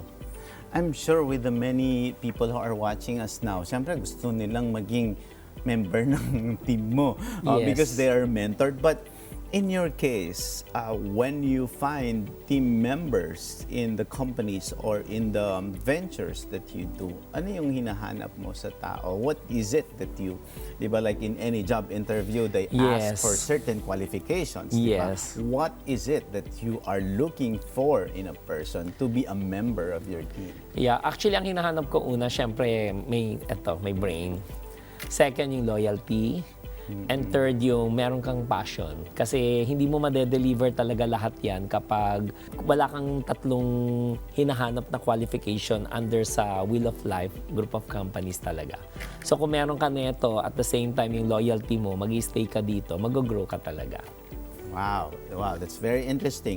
Okay, himay-himayin natin, Wilbert, yung istorya mo kasi unahin natin yung pagiging entrepreneur mo. When you were a teenager, naglakas-loob kang mabuhay sa sarili mong sikap. Hindi nga nagtagal, nagawa mo na agad magtayo ng negosyo. Can you tell us more about your motivation to have your own business at a very young age? Yeah, I started at 14 years old. So, namasukan ako, sir, ng tagalinis ng kubeta, tagapakulo ng tubig sa boss ko. At the same time, nag-study ako, working student ako at the age of 14. So, I struggle and survive all challenges of my life. And, syempre, 20 pesos lang yun during 1988. As in, pangbaon lang yun. May tawid ko lang para sa sarili ko. Kasi I came from Chinese conservative family. And laki ako sa Binondo. So, sobrang traditional yung family ko. So, I have to get out of the box. Kailangan kong umalis sa poder ng community para makapag-expand ako. Dahil kapag nandun ako sa family lang, on my opinion, parang hindi ako mag-grow. So, mas maganda yung lumabas ka, mag-fly ka, at least mas ma-explore mo lahat yung nararanasan mo. So, my first job is printing press. Ayun. So, nag-work ako sa Ongpin and still open pa rin. And sobrang proud yung mga boss ko sa akin. Second job ko is nag-work ako as grocery. Naging tindero ako, taga-takal ako ng mani. Open pa rin until now. Mga business tycoon din ng mga pinasukan ko. And 85 pesos per day, Sir Cesar. As in, sobrang hirap yung pinagdaanan ko talaga. As in, dumaan ako sa butas ng karayom. And 85 is during 1990. Sobrang hirap yun. Kasi kailangan kong itustos ang aking school. Kailangan hulugan eh. Kailangan malagpasan ko to. At inisip ko lang talaga makapag high school graduate lang ako. Okay na ako kasi alam ko may PR ako, alam ko may charm ako. So sabi ko, makalagpas lang ako ng high school, mag-a-apply na ako ng sales. So yun, pinalad ako nung after nag-work ako as grocery. Ayun. So that's very interesting kasi when you go into all the jobs that you mentioned are jobs that are also jobs held by ordinary Filipinos, di ba? Yes Sa po. printing press, and alam naman natin sa Binondo, and with the Chinese community, especially even the rich families, they work hard, di ba? They train for their family enterprise. Opo. As much as possible, di ba? Parang ang OJT doon, magsimula ka Sa baba hirap, hanggang sa taas. mapuntahan mo. So, yes po. is that also the training that you had na parang yung mga hindi ka namimili ng trabaho para magsikap ka? Parang I think what you're saying now is that even if you start with the jobs like you mentioned, may pag-asa ka na umangat. But what was that break? Ano yung break na nakita mo na okay, finally I'll go to sales? But yun ba, dahil pinasok mo yung sales, and we know that sales is a very exciting job, but it is also one of the most difficult jobs. I should know, dahil ahente din po ako. So, ano yung nagbigay ng break sa'yo? Is it big sales or is it a great connection? Good connections, big sales. Actually, nag-start ako ng printing press. So, through that, parang marami ako natutunan doon na kailangan makitungo ako sa tao. Kasi when I was 14, kasi sobrang makwenta ako eh. Parang hindi pa ako matured. For example, nakakuha yung boss ko ng bago. Parang iniisip ko, may bago, tapos ako yung magte-train. And then, lagi ko sinasabi na, siguro yan ang papalit sa akin. Tapos mahilig ako magtanong. Siyempre, parang hindi ko pa alam yung proper ethics. Nagtatanong ako, magkano sahod mo? Eh, during that time kasi ang minimum is 88 pesos. So, nung sinabi niya sa akin 88, and Ikaw, how much were you getting? 20 pesos lang 20 ako, pesos ka. Sir. Opo, Sir Cesar. At sobrang, yung 20 pesos ko parang sinasabi ko na, ba't sa akin 20, sa kanya 88? So, sinabi sa akin ng boss ko na, Wilbert, you have to train Miss Ming para at least alam niya yung work, kung anong ginagawa. So, ang nakakatawa dito, Sir Cesar, as in, inisip ko talagang, tinuro ko lang siya ng kalahati. Tapos tinanong sa akin, anong gagawin ko next ng process? Sabi ko, sa boss ka na magtanong kasi kalahati lang naman sahod ko sa iyo. You just imagine, Sir Cesar, ang laki na matured ko kasi ngayon tinuturo ko sa lahat sa staff ko na kapag nag-work tayo, hindi laging 75 na ang grades natin. Bigay natin yung pinakamataas. Gawin natin 100 kung kaya. Kasi dumaan ako sa ganitong sitwasyon na makwenta ako sa trabaho. Through that, syempre, malaking lesson yun eh. Lesson sa akin yun eh. Nung parang namamatured ako, nasabi ko dapat hindi ko pala ginawa yun. Kasi palasagot ako, sinasabihan ko yung amo ko na bakit sa kanya 88 ako is 20 pesos lang. Parang sinabi sa akin ng boss ko that time. Kasi syempre kapag na-question tayo ng labor, palalabasin namin kamag-anak kita. So, hindi ko siya naintindihan that time. Kaya parang sinabi ko that time, okay, aalis na lang ako kasi 20 pesos hindi naman ako mag-grow eh. So, nag-apply ako ng groceries. From 20 pesos yung half day, pag whole day ako 50 pesos. Kasi kailangan ko mag-study. So, morning may pasok ako sa hapon, 20 pesos lang half day ko. Dapat 25, di ba? Talagang pinagdaanan ko talaga pag very traditional na Chinese ang boss ko. So, ang merienda namin, OTAP, tapos kailangan, dapat 5 minutes break, kailangan matapos mo kaagad. Baradong-barado na ako, Sir Cesar, as in hindi na ako trabaho na ulit. So, sobrang grateful din ako sa kanila kasi through that, ang laki ng experience at ang daming marami akong natutunan from my past na employer ko dahil isa sa mga nagturo sa akin kung paano ako maging matured. Siya yung bukod tanging nagsabi sa akin. Siyempre, pag may tropa yung mga business na boss ko, lagi nila sinasabi, sa lahat ng pumasok na staff, eto yung nakikita ko si Wilbert, malayo mararating. The moment nung na-inject sa mind ko talaga na malayo mararating, nag-resign ako, Sir Cesar. As in, nag-resign ako dahil hinanap ko sarili ko. Dahil inisip ko by that time is, malayo daw mararating ko. So kung kaya ng boss ko, kaya ko rin. So during that time, nag-work ako ng 3 years. So sabi ko sa kanila, grateful na rin ako na marami na ako natutunan. Naging collector ako, naging salesman ako.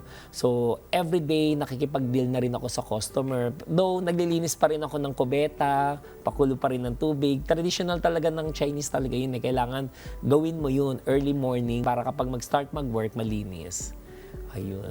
Wow, that's sobrang na-train ako. So this is very interesting that you really don't have to choose what specific job you will get, and you will, have to start from the very beginning. It's inspiring to know that you started with 20 pesos. How much are you earning now? Just for people to understand, wow, from 20 pesos to how much, just an estimate. Right now, siguro maliit sa akin is 1M po. Ayun, a month. Okay, yan. Ayun. Yan. Malaking bagay yung 1M. Inspiring talaga yan, Direk, Mads. So, from 20 pesos to 1 million, not bad for a Wilbert Tolentino. Okay, maraming tao ang nahirapan mag-isip kung anong negosyo ang papasukin. Pero ikaw, marami kang negosyong itinayo. How do you assess the potential risks and rewards associated with entering new markets or industries? Kasi, kung may experience ka halimbawa sa printing, bakit di kaya nagtayo ng printing press? Or with the many businesses that you have, so ano yung risk nun? Paano mo pipiliin? Nako, sobrang risk taker ako, Sir Cesar. Actually, since nag-work ako sa printing press, I always connect friends. Yun yung maganda sa akin, yung pakikisama. Importante yan sa business or sa kasama mo sa work, kailangan pakikisama. So during nagpapaprint kami ng resibo, for example, may client kami na nagpapaprint ng resibo, kami po ang nagpapadala sa BIR para magpa-print, magpatatak ng mga receipt. So, na-meet ko yung pinaka-head, ayan, si Ma'am Larry, until now, nasa akin pa rin. Yung ma'am niya ay chief dati ng BIR. So, naging friends ko sila. Tapos, si Miss Larry, nag-aaral pa siya. So, okay lang pala malaman natin, BIR eh. Okay. Yes po. Okay. Naka-ano naman ako, naka-declared po ako lahat. Ayun. That's good. Opo. Okay, go ahead. Sis, mag-start ako ng business. Sabi ko, wala akong puhunan. Pwede mo ba ako ma-help? Sabi niya, sige, sasabihin ko kay mama, sabi niya. So si ma'am naman talaga, sobrang mabait, si Aling Tentay, dati isa sa mga chief sa BIR sa Intramuros. Wala na po rin siya, pero yung anak niya, si Miss Larry ngayon, kaidaran ko, siya rin na naghahawak na lahat ng mga businesses ko at marami akong rin-refer sa kanya ngayon. Pambawi ko sa kanya yun. Dahil nag-start ako ng business, wala ako talagang puhunan. And then, sila yung namuhunan sa akin sa paggawa ng SEC, nagbayad ng BIR. Sila yung nag-start sa akin. And syempre, risk taker ako.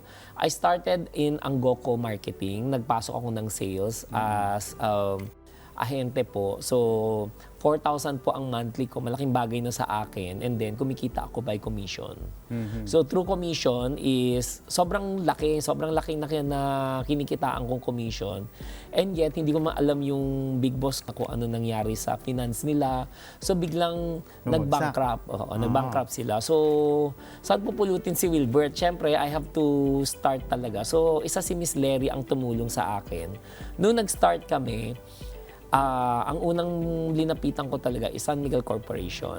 As in, lahat ng multinational company, tinuhog ko lahat yan, and thank you, syempre, sa San Miguel, syempre. What services were you offering them? Ako lahat po, anything under the sun, Sir Cesar, as in janitorial services, electrical, industrial, inventor din po ako, so nagpaparating po ako from abroad para ma-supply sa lahat ng mga engineering department. Lahat po, for example, ang San Miguel, meron sila Manila Glass Plant, so lahat supplier din ako doon. San Miguel, Yamamura, yan, papasukan ko rin yun. So, basta accredited ka, makikipag-bidding ka talaga sa presyo. So that is really, doon ako nag-start, doon ako talaga nag-shoot. And I think when you start with a multi-million peso company like that, and once they are part of the roster of your clients, the other multinationals will go to you as well. Yes, of course. Napunta rin sa akin yung MSF Tire, BF Goodrich, and also Goodyear, Philippines. Dati may mga planta sila dito. Bago tayo pasukan ng China, ng mga gulong, ako po yung mga suppliers ng mga buong planta. Even jeans, lahat ng mga safety gloves, even rugs. Ayun, nagtatahirin po ako, Sir Cesar. You said you are a risk taker. Yung iba, ang ginagawa nila, ang pinipili nila na business, Wilbert, is that kung saan sila passionate. Example, they have a passion in fashion. So, nagtatayo sila ng mga boutique.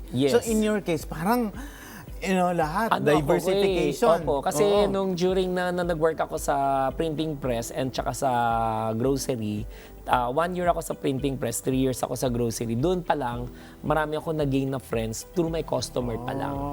And then nagtatanong ako, saan po kayo nagwo-work? Pwede ba ako magpa-affiliate doon? Pwede ba ako makipag-friends? Ganun ako. So iba-ibang connections, industries yung ano mo, yung lahat pinasok ko. Opo, as in pinasok ko, as in risk taker ako, and then nag-start ako sa 10,000 ng puhunan, and then sabi ko sa sarili ko, ginagamit ko yung charm ko. Sinasabi ko sa purchaser or procurement department na ganito ako, self-made guy ako, help niyo po ako. Ginagamit ko yung charm ko na, sir, award mo na lang sa akin tong PO.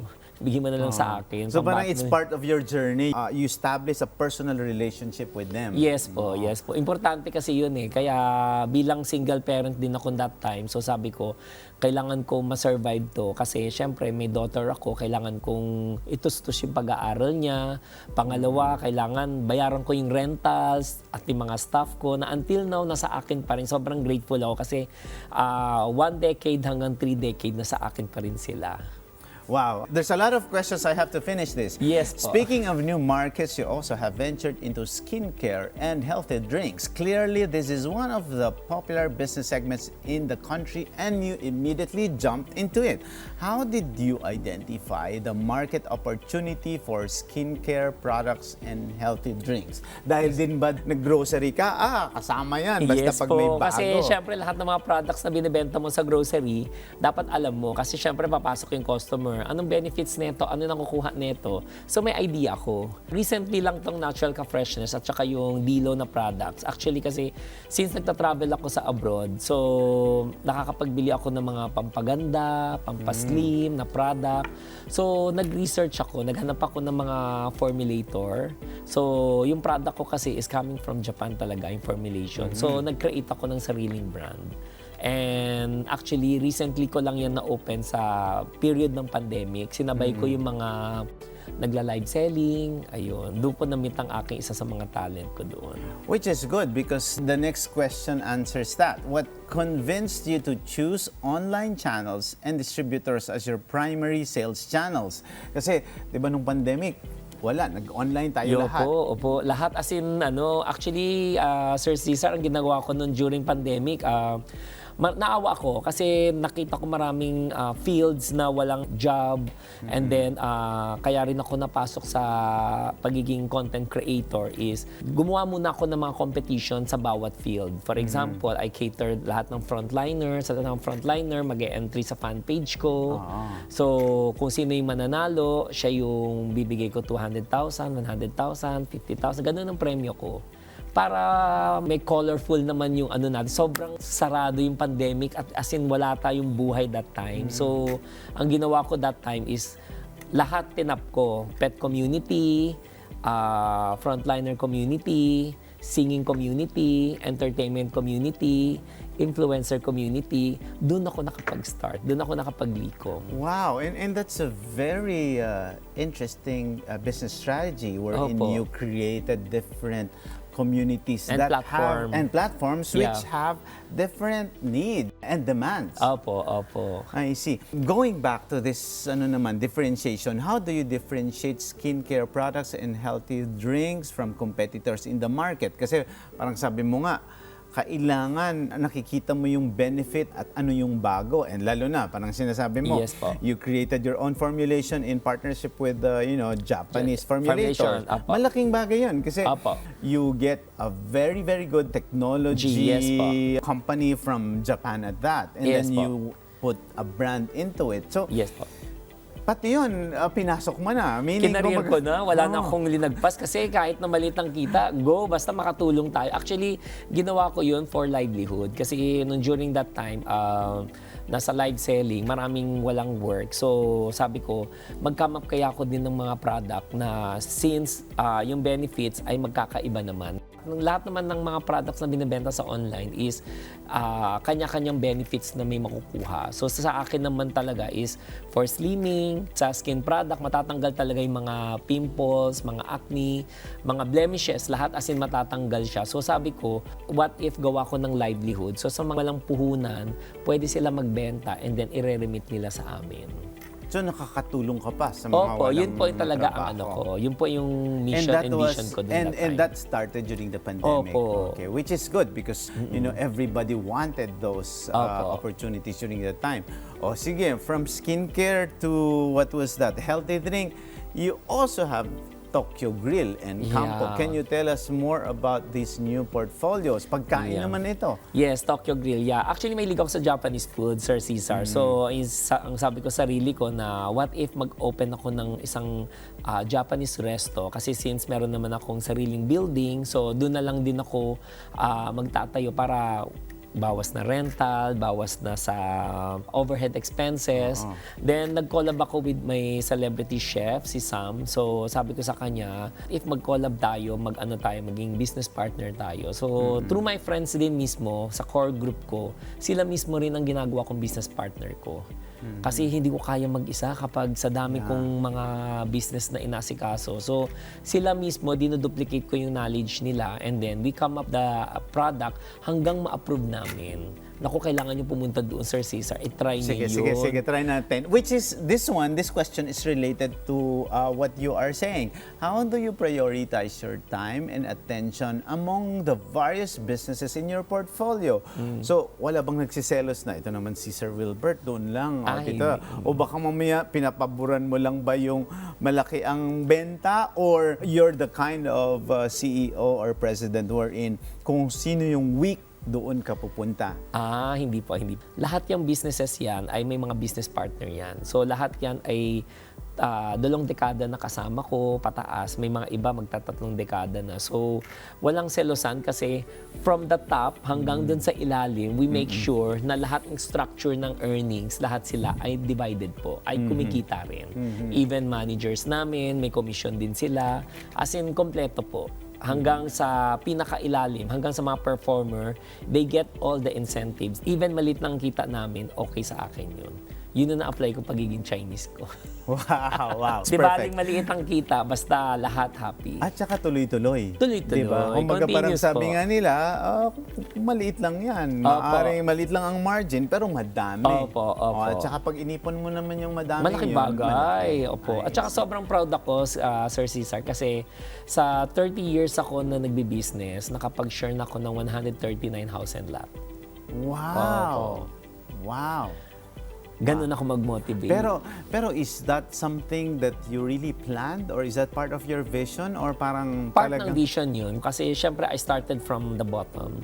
And syempre nararamdaman ko yung mga taong nangangailangan. Kaya sabi ko sa sarili ko na we're on the same boat. Ganun din ako nung during nag-i-start ako. Nagkakatalo lang sa amin, walang naggabay sa akin. Doon sa grupo ko, ako yung nagagabay sa kanila. Kasi, syempre, naranasan ko na yung naranasan nyo eh. So, yung may mga kailangan ninyo, ako mag-help sa inyo. Pero, in return, bigay nyo yung loyalty. Bigay nyo lahat yung pinaka-best nyo para everyone is happy. Wow. Ito maganda to. So, how do you measure? Kasi sabi mo nga, it seems that you are very generous and you reward people who excel and who do good job for you. So, how do you measure and evaluate the performance of your individual businesses and your staff and the portfolio as a whole? Ikaw ba yung nako, maliit na to masyado, malulugi na, isara na to. May ganun ba? At saka, hindi ka team player, hindi ka loyal. Ano ka na, sorry, I am terminating your contract. And how do you manage Actually, that? ganito yan. I started from the feedbacks. Feedbacks ng customer, feedbacks ng staff, and then doon ko ibabalance. Doon ko i-measure na ano ba ang hinahanap ng isang kliyente at ano naman ang dinadaing ng isang staff. Doon ko siya binabalance. So kapag yung customer may dinidemand na kailangan nila na ganito, na hindi namin nade-deliver ang services, si staff ang unang i-coach namin. Magkakaroon kami ng team building to train them, leadership training para at least alam nila how to handle with the clients. Yung satisfaction ng client, babalik sa amin. Napakahirap din i-balance din actually. Wow, this is interesting. Okay, before we go into your task as a content creator, what advice would you give to aspiring entrepreneurs or investors looking to diversify their own business portfolios? Ang best advice ko is, first is kailangan, bago kayo pumasok sa business, syempre start from the small and be a risk taker. Kasi syempre, ang business hindi naman lahat all goods eh. May time talaga. Depende yan kung timely and relevant. Sumabay kayo sa agos ng panahon. Kung ano yung sa tingin nyo uso ngayon, sumabay kayo. Ayun.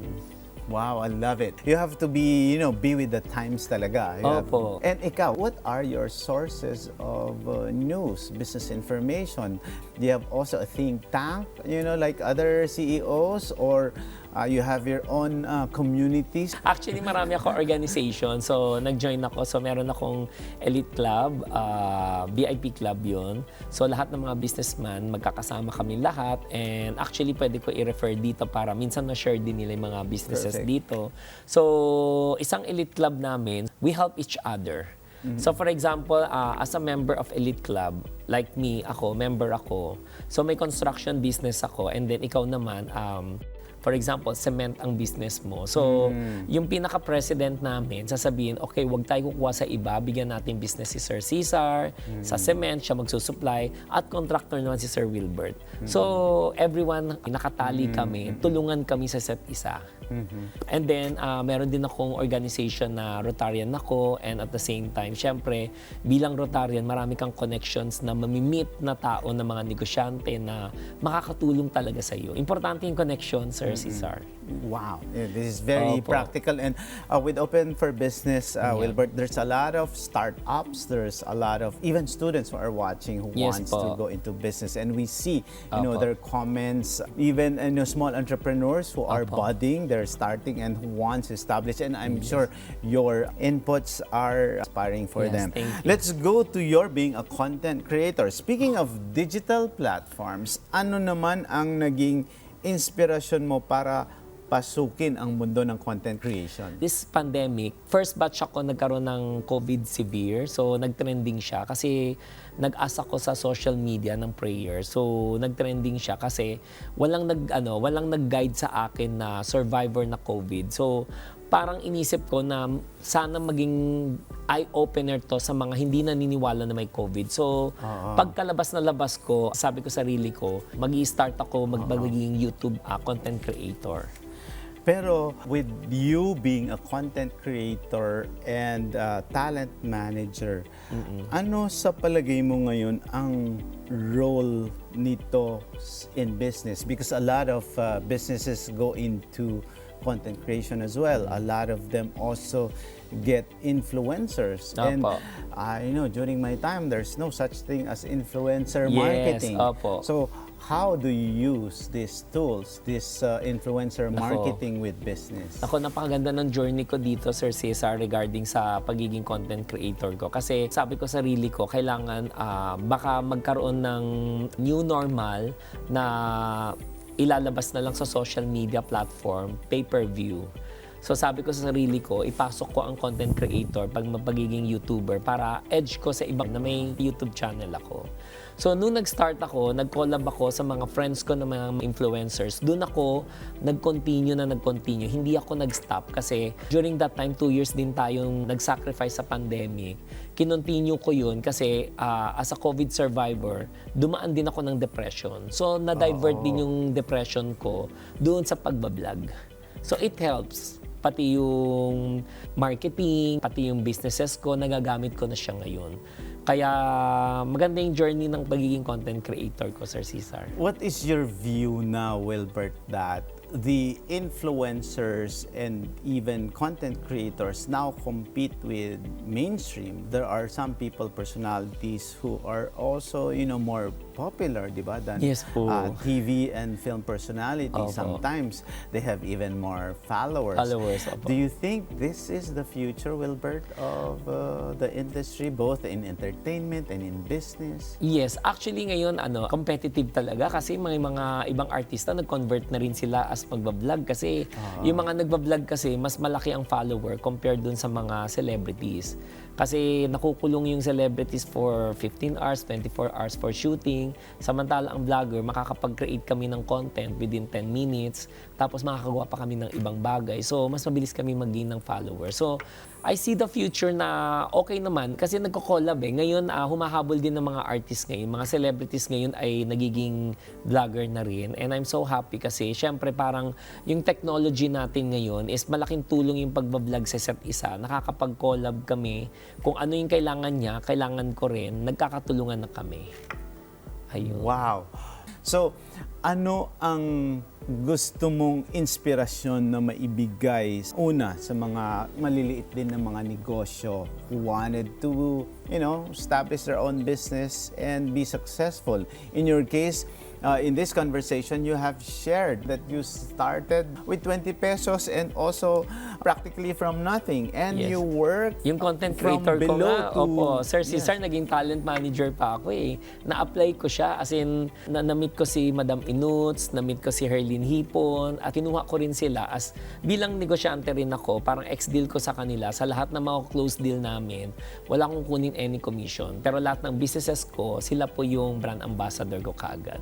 Yeah, of the three roles or hats that you have, Yes po. which one is the most rewarding? I think pagiging talent manager. Bakit? Kasi pag nakita mo yung artist mo, sobrang malayo na lipad. Siyempre, parang nakaka-proud yung maraming saludo sa'yo, maraming nagko-compliment sa'yo na, uy, life-changing ang ginawa mo. As in talagang hinahanap ko kasi sa isang talent, dapat meron siyang very unique na talent na meron at potential na pwede kong i-handle. And ina-apply ko bilang isang businessman, paano ko mag-handle sa business partner ko at saka mga tauhan ko. So, ganun din ang pag-handle ko sa talent ko. So, na-transform Na-transform mo ko din rin, talaga. opo. I see. Parang naano ko siya, migrate ko yung nagagamit ko sa business into talent manager. So, very rewarding siya kasi most of the time, since naging ako content creator, ang dami nagpapapicture sa akin, and then isa sa mga parang ay nakakataba pala ng puso, marami palang nag-idolize sa akin dahil pala sa ginawa ko doon. And you plan to handle more talents? Yes, of course. I'm not closing my door. Kung sino naman yung mga magagaling na talent na sa tingin nyo, sa future na pwede pa andito lang ako para tumulong po sa lahat ng influencer po. Okay, and Wilbert, for your final message to our viewers, lalo na yung sa mga maliliit na negosyo dahil maraming Yes nanonood po, sa atin. syempre ayun. Never give up. Syempre, unahin natin muna small business, one at a time. Kung magkano lang yung puhunan nyo, you have to make sure wag kayong mag-hire ng mas malaki ang overhead expenses ninyo kaysa doon sa operation ninyo. And then, wag maluho para at least ma-manage ninyo yung maliit na business ninyo at makapag-start up kayo. And try to connect social media dahil importante ngayon ang social media dahil interaction, easy access, lahat nandyan na sa social media. Diyan kayo mag-start. Wow, we heard that from the man with many hats, entrepreneur, content creator, and talent manager, Wilbert Tolentino. Open for Business. We'll be back. Stay with us. Thank you.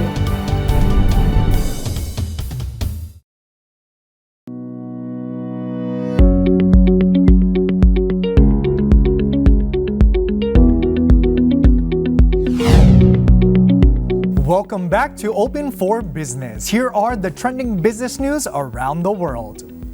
UK sees growth in record trade with the Philippines.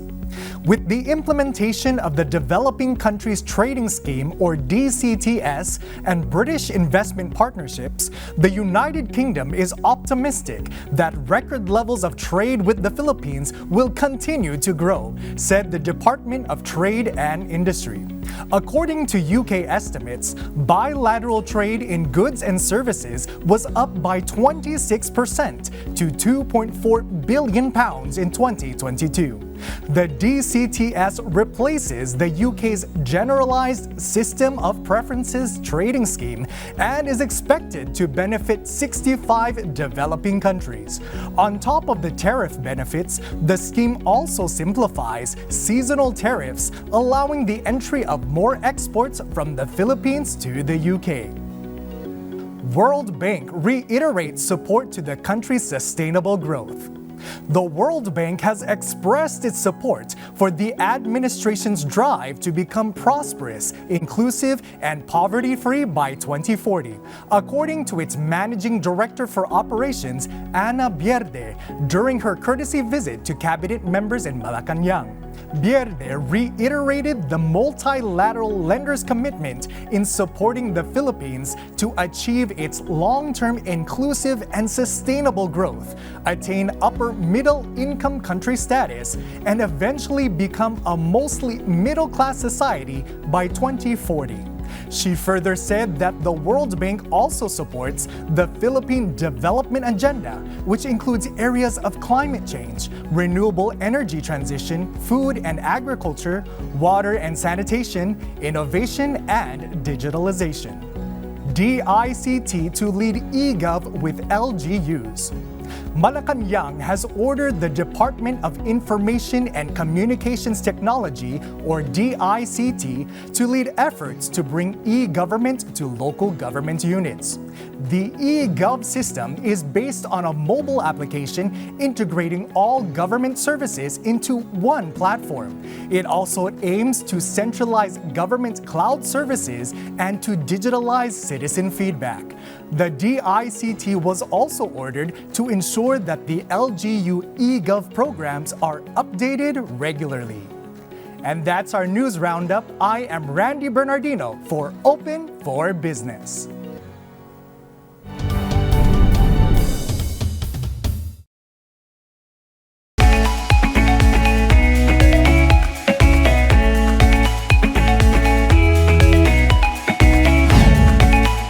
Open for Business joins the first Australian Education Expo here in the enchanting island of Siquijor.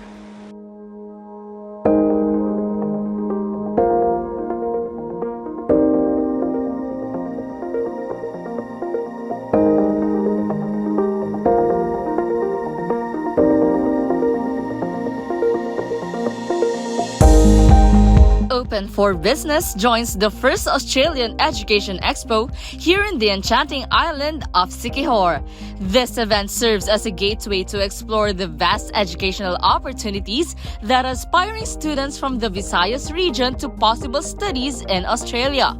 With 6 Australian colleges in the TechVox sector, this event is a platform where ambitious learners can connect directly with representatives from these prestigious institutions, gathering valuable insights and guidance on various study programs, scholarships, and pathways to success. Las Islas Filipinas Education and Visa Services, in partnership with the Department of Education Region 7, bring us the all-important information on how students can pursue further studies in the land down under. Siquijor and Australia, both known for its breathtaking landscapes and rich cultural heritage, are now connected via this first Education Expo to study in the land down under. With more Filipinos seeking to avail of Australia's world-class education system, countless students are now able to pursue their academic aspirations. And through this Education Expo, dreams may soon take flight and shape the future of our local students to hopefully share and apply their learnings back home. I am Jasmine Agustin for Open for Business.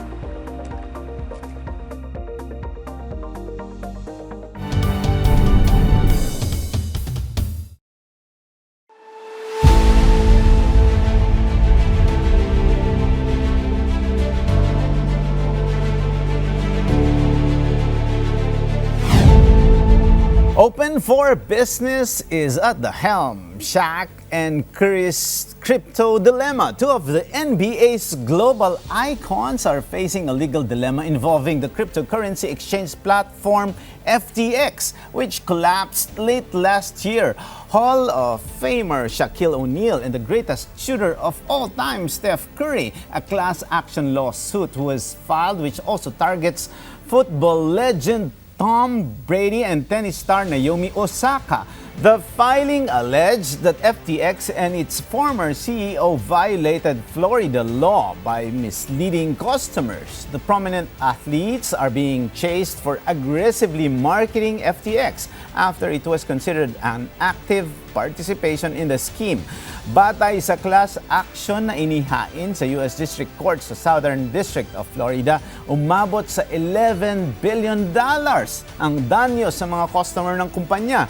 Ano nga ba ang nangyari sa FTX? Taong 2019 nang itatag ito ni Sam Bankman-Fried at Gary Wang. Makalipas ang 2 taon, nagkaroon na ito ng mahigit 1 milyong users. Subalit noong Nobyembre 2022, lumutang ang ulat ng CoinDesk kung saan nabulgar ang koneksyon ng FTX sa affiliated na Alameda Research. Nagresulta ito sa pagkahulog ng kumpanya sa Chapter 11 bankruptcy proceedings at nagbitiw sa pwesto ang CEO nito. Inaresto si Bankman-Fried noong Desyembre sa kahilingan ng US government. Crypto prices plummeted, making the platform unable to cover customer accounts when withdrawals were rushed. Maliban sa class action na ito, iniimbestigahan na rin ng US Securities and Exchange Commission at Department of Justice ang FTX. Malawak ang saklaw ng FTX at marami rin itong naging partners na dumistansya na sa kumpanya, kabilang ang NBA teams na Golden State Warriors, Miami Heat at maging ang Mercedes na nagpasyang alisin ang FTX logo sa Formula 1 cars nito. During Game 4 of the Miami-Boston playoff series, which was played in Florida, Shaq was finally served with a complaint after allegedly dodging lawyers of FTX investors for months. Experts say the collapse's impact on the broader cryptocurrency industry are ongoing and difficult to assess. But we will continue to watch this space.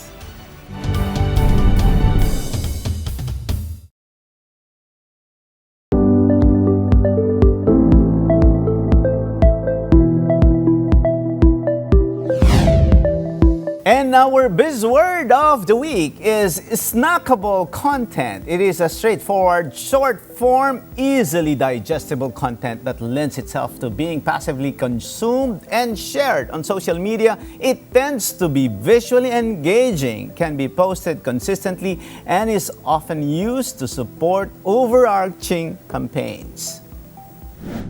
No matter what odds you face in life, a combination of will, strategic thinking, passion, and a positive mindset often results in embracing challenges as opportunities for growth. In business, let us always be reminded of the extraordinary potential that lies ahead. As our guide, let's take stock of stories of resilience, innovation, and the courage of those who dare to reimagine themselves to diversify their businesses.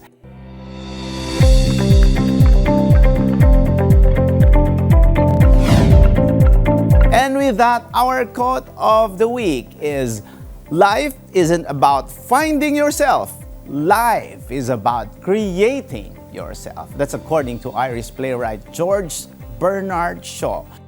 Thank you very much, Wilbert. All the best to you. Maraming salamat sa isang oras na pagsama sa amin upang tunghayan ang isang makabuluhang usapan ukol sa negosyo dito lang sa Open for Business. Hanggang sa susunod na linggo, samahan nyo kaming muli dito sa Open for Business. Catch us too on Facebook, on YouTube. Like and subscribe on our social media page at Net25 TV.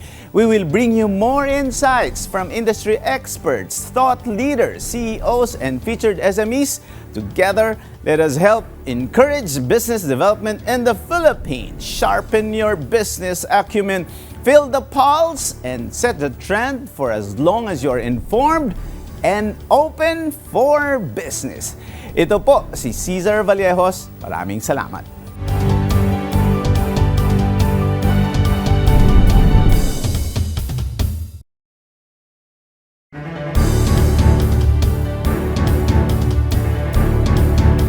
Ang Best Public Affairs Program.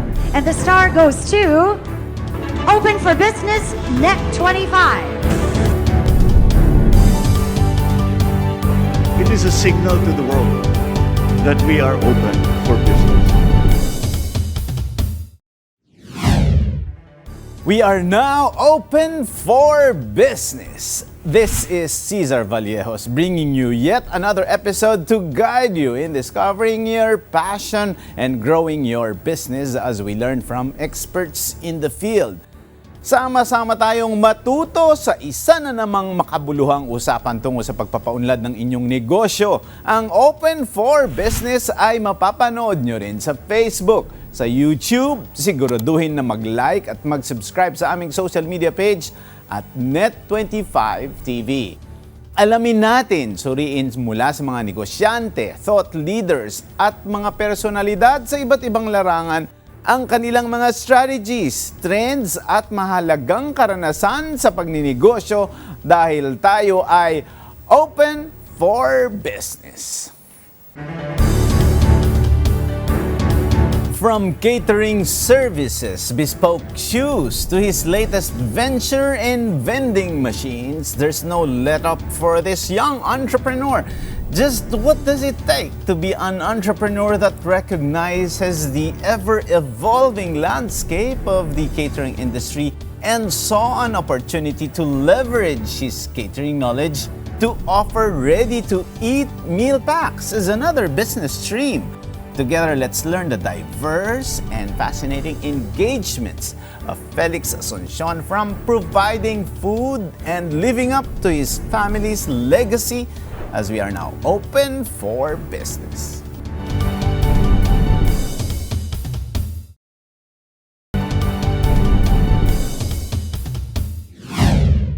Tonight, we look into the significant strides in the world of catering services where a son takes the helm from his father's business.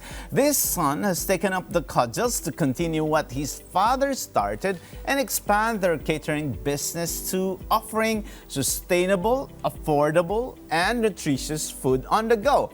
This unique blend of business and technological innovation is truly an uncommon portfolio. To tell us more about catering to vending machines with ready-to-eat meals, please welcome Felix Nino Asuncion, Managing Director at ADM Catering Services and a CEO and founder of AF Ventures Inc. Welcome to Open for Business, Felix. Thank you, Cesar. Glad to be here. Yes, I think the last time that we saw each other was also related to your business. We were eating. At ang kinakain natin, Kapampangan dish din. Yes. Which I think you are an expert there because you also is from Pampanga, correct? Yes, Felix? that's correct. That's correct. Alam mo, ang nakakatuwa dito, Felix, inuulit-ulit ko sa intro yung this young entrepreneur because you really are so young. Paano ka ba nagsimula? Actually, it started when I was back in elementary, no? Ang bata ako, yung teacher ko, ako yung inassign niya to sell some goodies stuff sa mga classmates ko. And growing up from grade 1 hanggang grade 6, laging pumapanik sa stage yung magulang ko. Not because of any academic excellence, but lagi ako na-award as best in conduct. Because I was really, the one being point out na, Felix, ka mag-sell ng mga goodies sa mga classmates. So it started from there. And as I grow up, there was also a moment in my life na I was bullied during that time. And because we came from a very poor family. At the same time, my dad is a balut vendor. He's a bibingka vendor. My mom is a sales lady in one of the biggest malls here. So, in terms of our background sa family, so we're not that well established yet. But it became a fuel, motivation for me. It took a while for me to sink in that yung buhay pala talagang napaka-komplikado, no? Habang tumatanda ka, siguro mature, you understand what's the meaning of life. And it come to the point na when I ventured into businesses, actually at age 11, my mom and dad brings me to the catering scene. So nakita ko paano kahirap ang trabaho nila. So growing up, sabi ko, ganito pala kahirap ang trabaho ng magulang ko. So I'm the eldest in the family, parang you want to really help your dad, your mom, seeing them na ganito kahirap, kapagod yung ginagawa nila. Talagang Cesar, dugot, pawis, no? Alam na mga kaibigan ko sa industriya kung gaano kahirap talaga ang negosyo ng catering. And then, fast forward, it just so happened na as I venture into different companies, no, I realized that, you have to really experience all of these things, di ba? For you to really understand kung saan ka talaga mag-fit in. You might be asking or wondering why I enter this bespoke shoe business, why I'm into tech, why I'm into other stuff. Because time is really relevant. I mean, it's something na hindi mo na may babalik, di ba? And for me, as one of my mentors said that when you're at your 20s to 30s, fail fast. Try everything. And how old are you now? I'm currently 28 years old. Yes. Which is very inspiring. Una, let me go back to what you said. Your father is a balut vendor and your mother was a sales lady. And there are a lot of stories in the Philippines who have parents like those who really struggle to provide education for their children. And as you mentioned, ikaw yung laging na-assign sa klase na magbenta. So, are you saying at that very young age, benta na business na agad ang napasukan Parang, what were your learnings from your dad as a balot vendor and from your mom as a sales lady in doing business now? Nothing beats hard work talaga. No, sipag, tiyaga, it's really the recipe for any companies na gustong mag-succeed in every business. Looking backwards, no, as I connect the dots, sabi nga, everything that is happening right now is just a preparation on what will happen to you in the future. So ako, looking backwards when I was young and I was selling those, during that time, I was just enjoying because, kaibigan ko lahat they're all buying sa classroom and masaya lang. It's just for a passion, di ba? And everything na na-experience natin in the past, just stepping stone for us to go to the next level. So, doon ko nakita yung importance na nakita ko yung off-cam story ng parents ko na ganito sila kasipag in terms of doing their business. Kasi wala silang masahan. My dad came from Manila at 1990. Nag-waiter siya sa isa sa mga biggest restaurant dito and he found out na hindi siya na regular to his job and then he go back to Pampanga. And then 1994, that's the time na kinasal sila ng mom ko. And during that time, my dad is praying, sabi na, Lord, if you can give me a business, there are 3 things na gusto ko. Una, kasama ko pamilya ko. Pangalawa, kaya ng isip ko. Pangatlo, kaya ng katawan ko. So, my dad is a high school graduate. They married very young. My dad is 21. My mom is around 18 years old. And then, they catered their own wedding. So, that's how the catering family business started.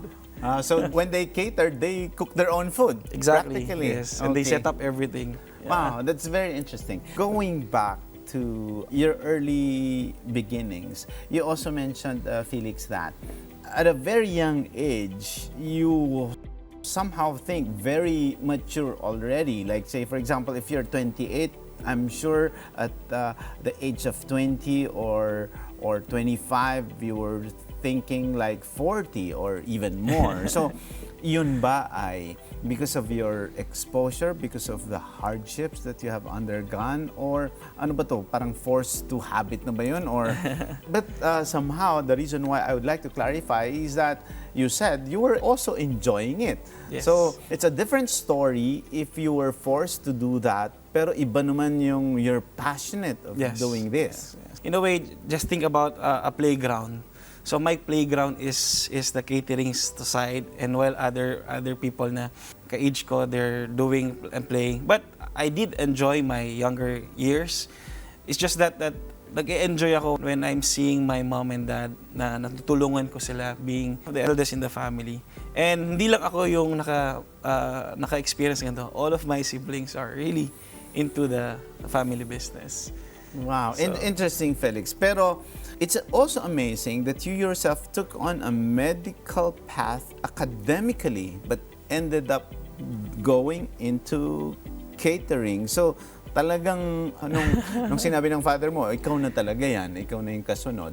Talagang was that a decision from your father, or can you tell us more about that decision to pick up from your dad? Honestly, marami akong mga gustong gawin nung time na yun. But at the end of the day, and took up medical technologies. The reason why I took up that course, During that time kasi, the family business struggling.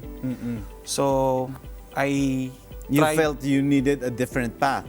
Well, honestly, I became a scholar to the school. Nung saan ako nag-aral, medical technology. So, my thought, my plan, sabi ko, this will be my pre-med. So, I want to become a doctor. But at the end of the years, so I decided, na habang nasa college years ako, Cesar, I was actually doing some entrepreneurial businesses already. So, at age 19 years old, I go to Divisoria, buy some clothes, socks, shirts, shoes. Hindi pa uso e-commerce nung panahon na yun. So I just direct selling online. That was one of the experience na I earned my first million through selling.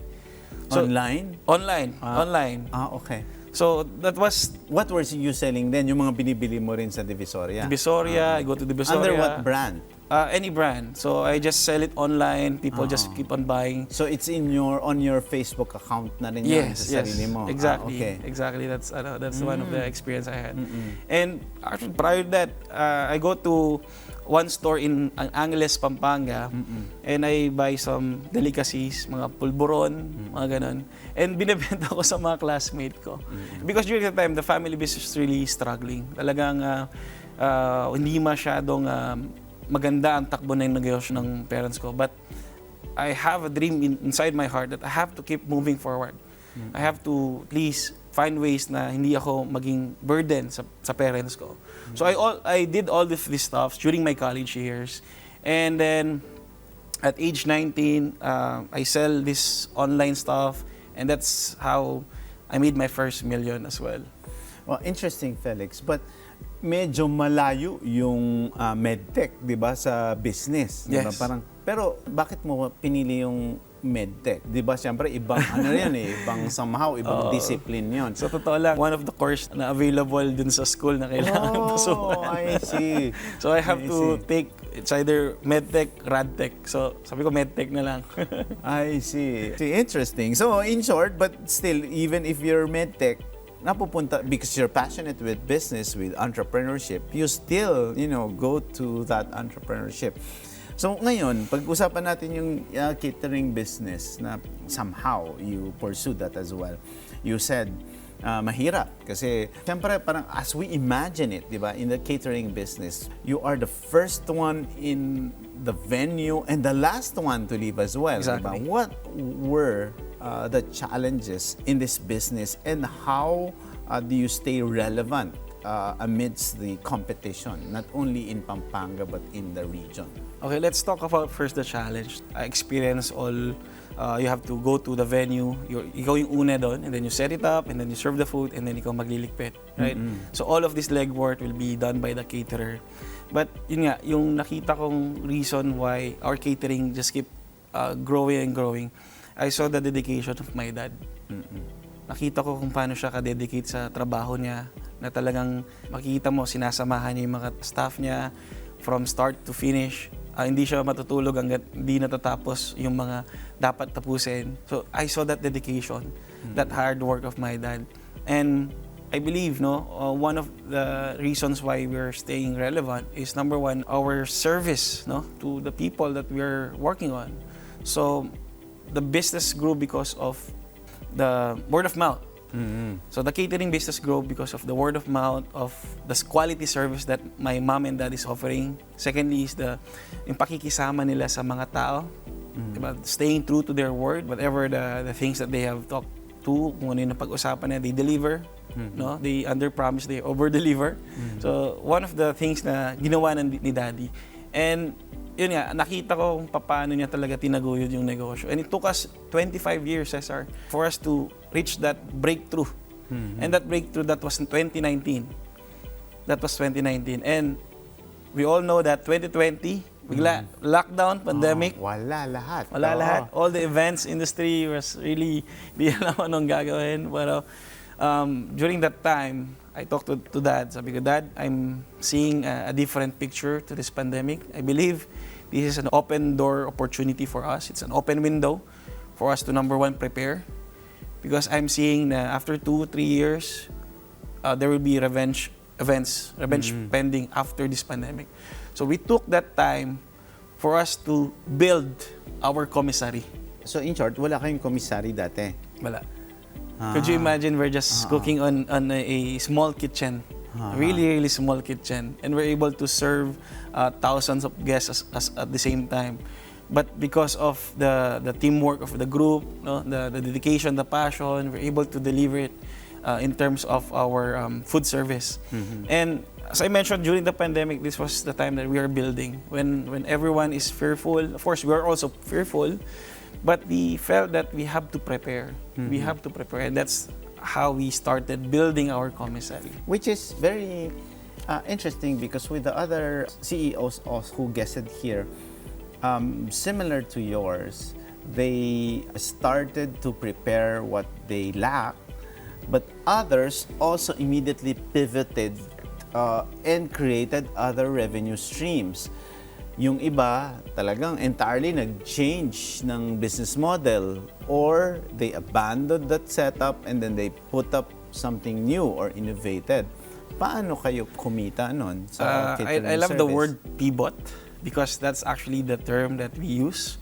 We believe that being resilient as well is one of the key characteristic of any entrepreneurs, being resilient at whatever VUCA, vulnerability, uncertainty, and whatever is happening in front of you. And we pivot into frozen products. Okay. So we sell yung isa sa mga paborito ng mga kliyente namin na chicken wings or chicken lollipop. So, yun yung nagpabuhay sa amin during the pandemic. Under the brand of the catering services? Under the brand rin? of the catering services, Okay. yes. Yes. Okay, so which is related to this question. You have certainly picked up a lot of lessons from your catering business, which resulted to your latest enterprise, AF Ventures. Can you tell us more about your vending machines and the ready-to-eat meals, as well as how it helps both farmers and consumers? Pero yun ba, yung chicken lollipop, ito na yung wala pa yung ready-to-eat nun, di ba? Ito yung frozen pa. Yes. Iba pa yun Iba pa. dito sa ready-to-eat mo, di Hindi ba? pa. So, ikwento mo yung chicken lollipop. That's the cool story. Siyempre, you have to pivot. Okay, what we're gonna do? So, siyempre, lockdown tayo for 3 months.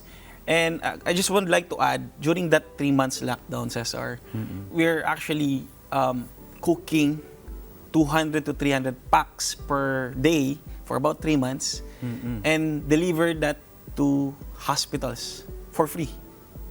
Oh, wow. So we have this bento food and then we cook it. Kasi may mga naka-reserve na kami ng mga catering na mga nai-order na namin. So imbis na masira, sabi so ko na-cancel yun, syempre. Na-cancel yun lahat. Sabi ko sa dad, imbis na masira, let's cook. And lahat, lockdown, sarado. Deliver tayo ng mga pagkain sa mga hospitals. Wow. Within Pampanga. And there's one group that was created, which is Lugod Balen. So lahat ng mga restaurant owners, caterers, and even hotels join into this cause, serving all the frontliners, giving food. On a day-to-day basis, we're about producing 1,000 pack meals for 3 months for free. And then after that, nung natapos na yung nag-open na onte yung economy natin, so we have time to do research, anong pwedeng gawin. So I come up with the idea of the chicken lollipop, which is the chicken pops. We call it chicken pops. And this is one of the signature dish na gustong-gusto ng mga kliyente namin. It's actually personal recipe. Mahilig kami mag-experiment. We stuff the chicken, bacon and cheese inside. And then, dinagyan namin siya ng breadcrumbs. And then, we blast freeze it. And then, distribute it within Pampanga. And umabot pa siya ng Metro Manila. There was one time na we're delivering boxes of chicken lollipop into one of our distributors here. So, kasi during that time, umbaga, talaga sarado yung mga negosyo, bagsak, yung mga tao nasa online. So, we saw that opportunity and then we sell online. It grew from chicken lollipops, nagkaroon kami ng pork tonkatsu, nagkaroon kami ng iba't ibang mga products. And then, yun, we were able to survive the pandemic while we're building our commissary as well. Wow, that's admirable. No, yung iba, when they did something good, like say, giving free food to hospitals without them knowing it, it also resulted something great, good or great to their business. May ganun ba yun? Naramdaman nyo rin ba yung parang balik sa inyo because of that kind of relationship? Yeah, I believe on planting eh. So when you plant and you do good things, no? During that time kasi ang sabi ko sa that is time for us to pay it forward. Kasi the Lord bless us so much with a lot of opportunities, events, caterings. Sabi ko, let's pay it forward. And during that time, we just happily, kami buong pamilya, kasi wala akong ginagawa eh. So, lahat kami, may yung pinaka-bunso namin, yung son ng sister ko, we were packing food, cooking food, kami lahat. So, kasi lockdown, wala naman ibang taong pwedeng pumunta sa bahay. So, we do everything. So, every day, okay, gigising kami ng 8 a.m., tatawag rin daw, let's go, pack na tayo food. So, we did that for 3 months. So, yung balik, naramdaman na lang namin. And sabi ko nga, as I look back, parang, sabi ko nga, connecting the dots, sabi ko, parang it's a way of bounce sa amin yung something that we planted before. And then, hindi naman kami din nag-expect na may balik. Pero it just comes naturally yung mga opportunities na dumarating as we go along the way. Yeah. Wow, interesting. Okay. Let's now go to that kind of innovation. So, you're now into vending machines and ready-to-eat meals. So, paano naman yun? Somehow, there's that kind of relationship in the food preparation, from frozen now to ready-to-eat. So, and is that because you have already built that commissary that it can now be able to service more needs and demands from that community? Every solution really comes from a problem. And there are a lot of opportunities na dumarating sa amin. Like, they are ordering 1,000 pack meals, 2,000, 3,000. So, as I go through research, how to preserve the quality of and freshness of the food, it's really hard for us to deliver that on a higher scale. And we have to use technology. So there are a lot of technologies out there, but we saw this technology that can, number one, maintain the quality and freshness of the food, same time, the taste, and extending the shelf life of the pack meals, of the ready-to-eat meals. And of course, that's how I was able to also have the foresight to, help the farmers in terms of their produce. There was this one time... So, kasi parang wala ng middleman yun siguro, diretso na kayo sa farmer. Yes, actually, we are actually working on that aspect as well. Kasi there was one time, daming produce ng specific na gulay. There were also a problem during that time, di ba? Nagkaubusan or yung price ng sili, ang price ng onions, talagang nag-shoot up. Tsaka yung kamatis, ang dami nasisira. Lalo na yung galing sa Baguio, dapat pababa. So, hindi makababa and ang hirap i-distribute, walang demand. And we found out this technology that can help these farmers as well in terms of their profitability and scalability to, extend the shelf life of this produce. So there are a lot of technology out there, the blast freezing technology and other stuff. But what my point here is, we're seeing, as I mentioned, there's a foresight. We're seeing a huge number of, the farmers also are depleting in terms of their mga anak nila, nagte-take over ng negosyo nila. And isa ako sa mga gustong mag-inspire sa mga anak na may mga negosyo yung mga magulang nila, na they have to really help their parents taking on the business of their parents that has been built for years. Kasi dugot pawas yung ginugol ng magulang nila. And then, dun papasok yung anak, gusto nang mag-doktor, gusto mag-lawyer, they don't want to take on the legwork of the parents, yung negosyo ng parents nila. Because, me, personally, nakita ko din kung paano kahirap yung negosyo. So, iniisip ko, pagka tinake on ko doon, ito rin yung hirap na may experience ko at mararanasan ng mga anak ko. So, kaya ako nagkaroon ng foresight on creating a solution, a ready-to-eat solution that has scalability, increased productivity, and innovative solution that we can offer. Because I had this experience last year. So, since I'm into food business, talagang lumaki ako sa as in talagang naging unhealthy rin yung lifestyle. So, Okay. parang na-inspire ako doon sa 10 years itsura ko. Sabi ko, parang layo na.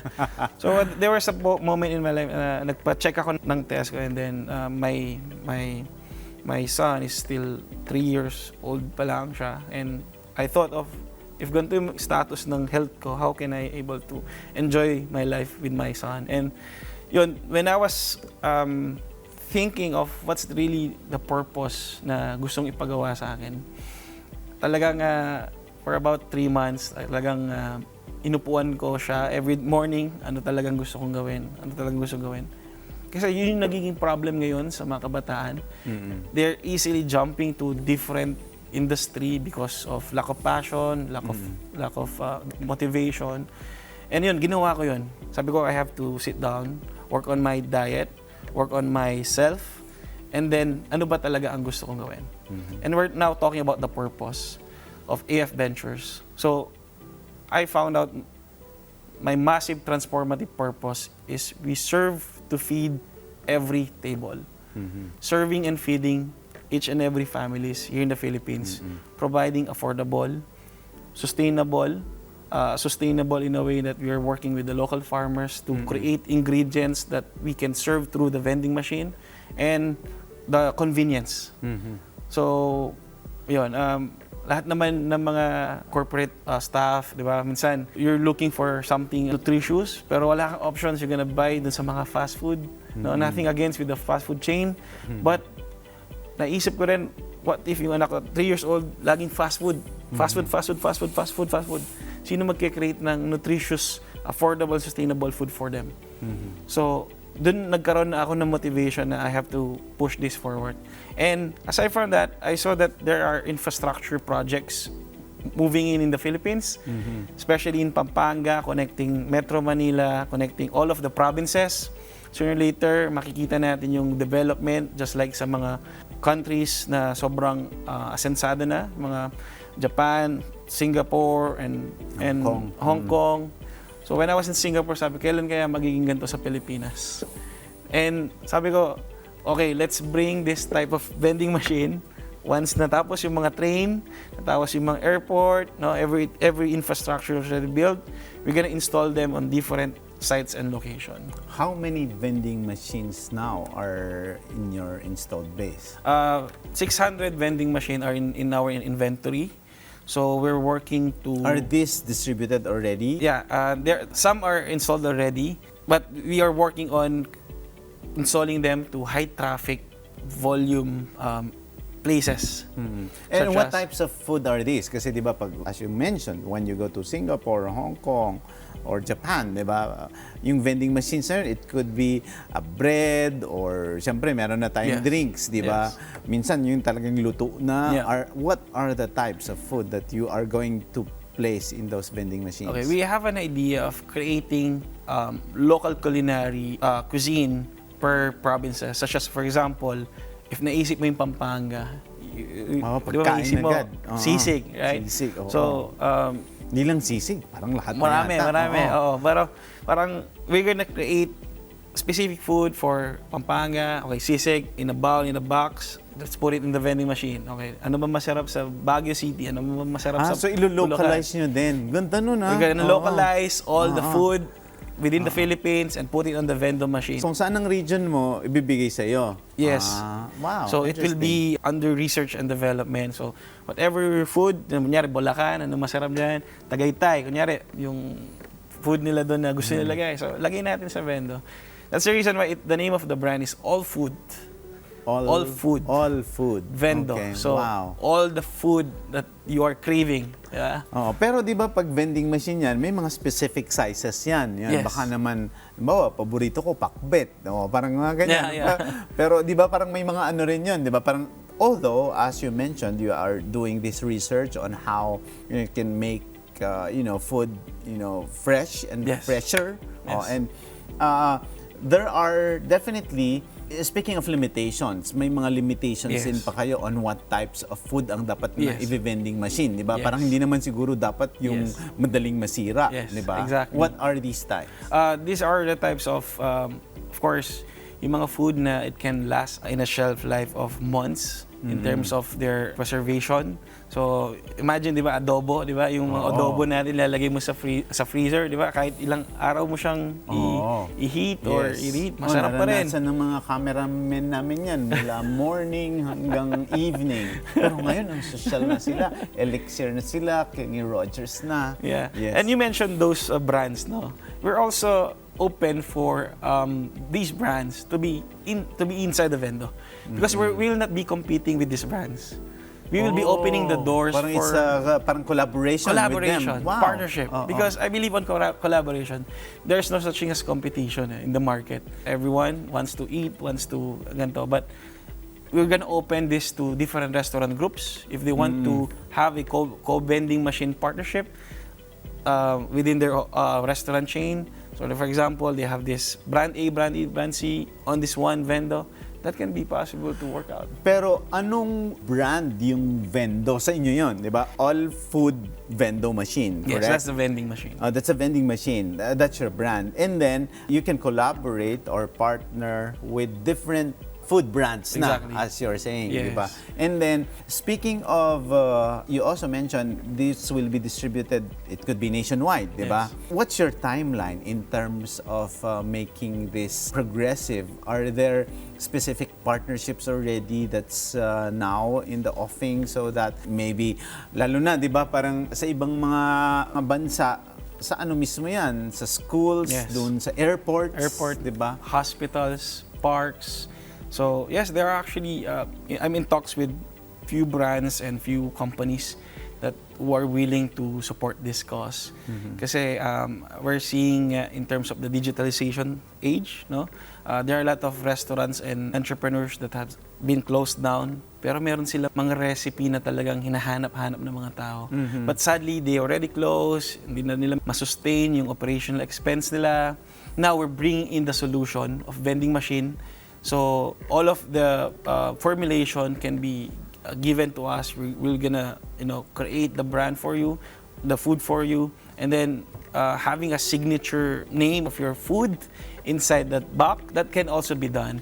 So, Felix, it's like really making it bigger. With the innovation that you are introducing, you are creating the platform not only to promote the original catering services that you have by I'm sure with the vending machine, hindi mawawala dyan yung chicken pop, di ba? Yes, yes. Pero parang ang sinasabi mo is, parang you created an entirely new ecosystem that brings them all together. Exactly, Di ba? yeah. So, how is competition in this business? Di ba ang Pilipino tayo, napakahilig nating mangopya, di ba?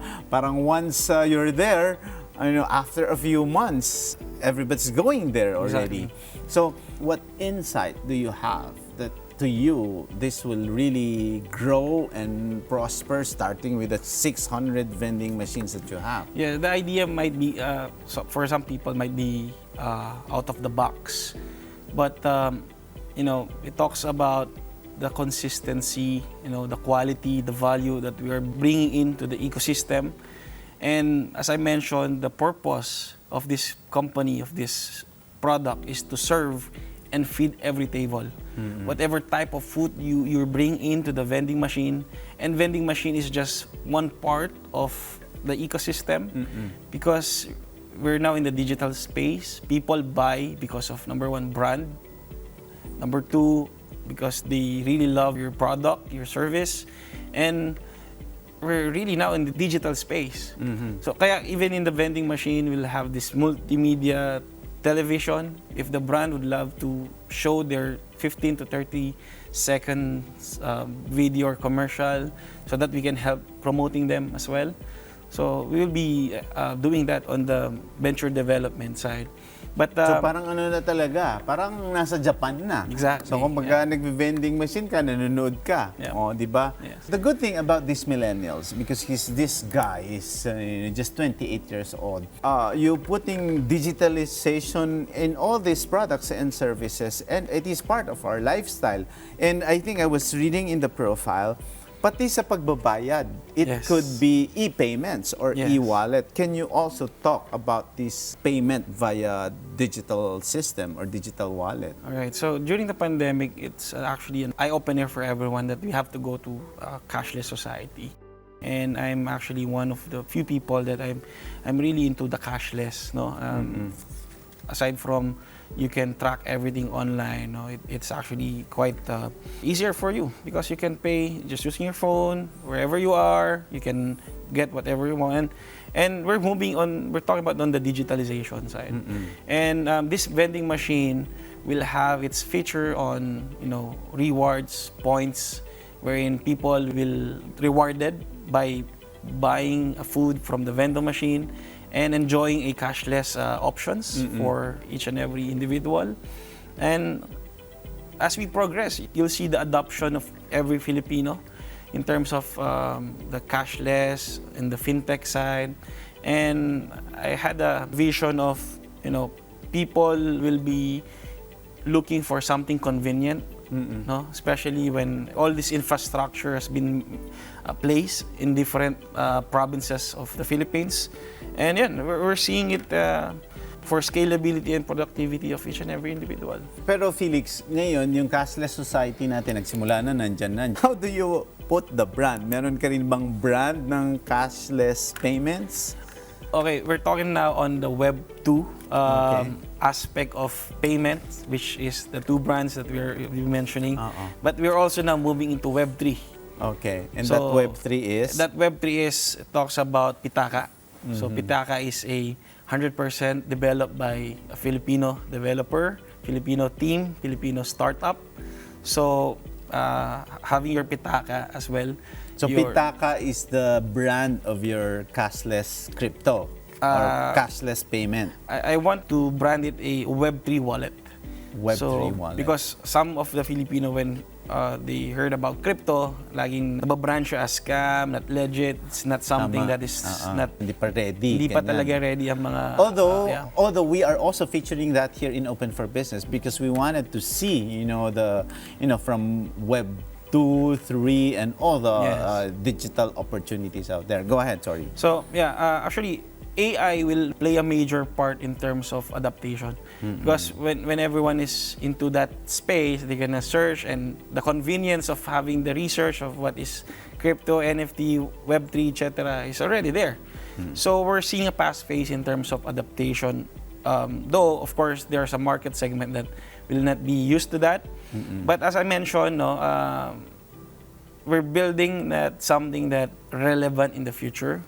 Diba? The fintech player that was built in 2007 until such time, like 2020, dun pa lang sila nag-breakthrough in terms of whatever they did. But all of these things are preparation for the future.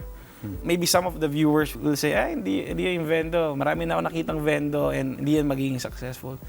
Maybe, yes, for sure, but all of these things that we're doing is always a preparation for the future. Just imagine your identity, your universal identity inside Pitaka.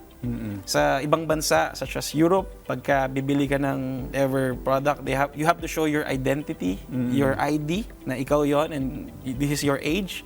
And imagine your ID, your passport, your driver's license will be on a digital form, and then you just open your Pitaka. And then you show it to the person. It's already validated because it's under the blockchain of the government.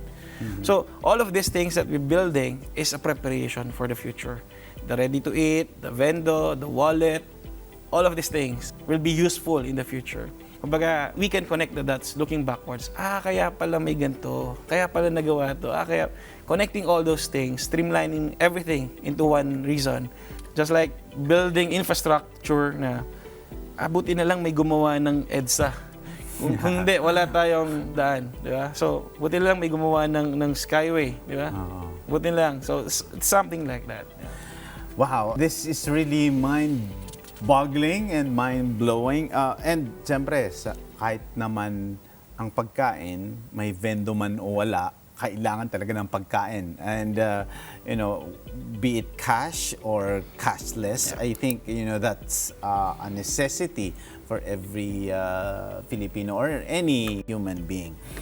personally, this is amazing. A person as young as Felix, who makes this transformation and innovation. But I think what is so admirable and interesting here is that at a very young age, you are very clear on your purpose, and you are just beginning, and you have transformed from your basic experience into catering into something else, and practically creating a new platform and a new ecosystem. So ano yung advice mo sa mga kasing bata namin or yung mga millennials too who are watching, because Open for Business also encourages entrepreneurship to young people, budding entrepreneurs, and even small businesses. Also to continue, even with, as you mentioned, even when the first time we met,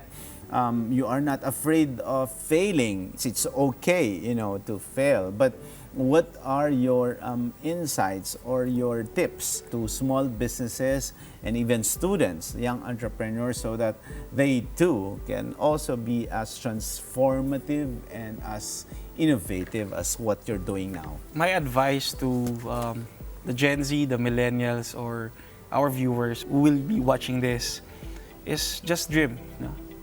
Just dream. All of the things that is happening to you right now is part of your process, and your process will take you to a destination, which is your destiny. And I believe, as we move forward, Cesar, sa mga things that are happening to us, there are a lot of doors that are being opened. But at the end of the day, it's always been the purpose of the Lord that will prevail to your life. Me personally, I keep on asking the man above, why are you giving me this idea, this wisdom, this knowledge and understanding? And honestly, sometimes I feel afraid. Natatakot din ako.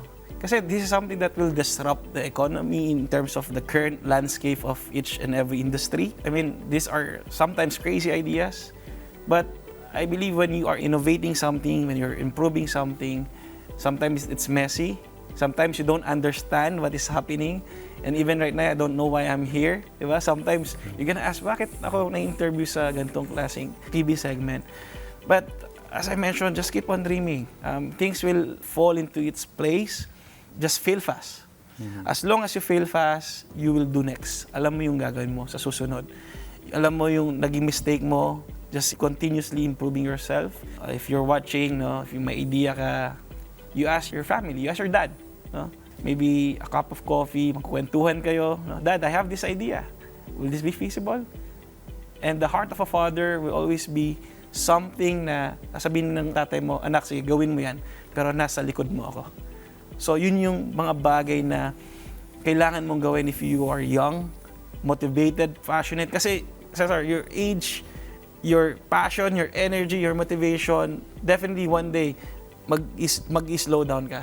I'm seeing myself like 40 years old, 35 years old, 10 years from now, I'm seeing myself na I know ano yung next purpose ko, which is I'm gonna train more people, finding and discovering the best version of who they are, because that has been my motivation to really create an impact to young people, discover the best version of themselves as they move forward, find a mentor, find somebody who will guide them authentically. At the same time, kumbaga, yung love nila sa'yo talagang naintindihan nila why you are doing this. And yun, I'm so blessed that I have a mentor, I have a very supportive wife, I have this family backing me up, whatever it takes. I have a lot of failures in the past, Cesar. I open... Because even if you said you earned your first million, but I'm sure in your experience, you have also, I'm sure, lost millions. Exactly. I lost a lot of millions just investing to companies, And yun, find the right people in your circle. That's very, very, very, very important. Because people, there are two things. It's either they drain you or they motivate you to inspire you moving forward. So you choose. Wow. This has been a very inspiring conversation, Felix. And I hope that this episode has inspired a lot of the millennials, Gen Zs, and this is also a good episode for businesses to go back to their roots and be inspired by the efforts of your parents and your family business. Thank you so much, Felix. This is indeed very inspiring. Open for Business. We'll be back. Stay with us.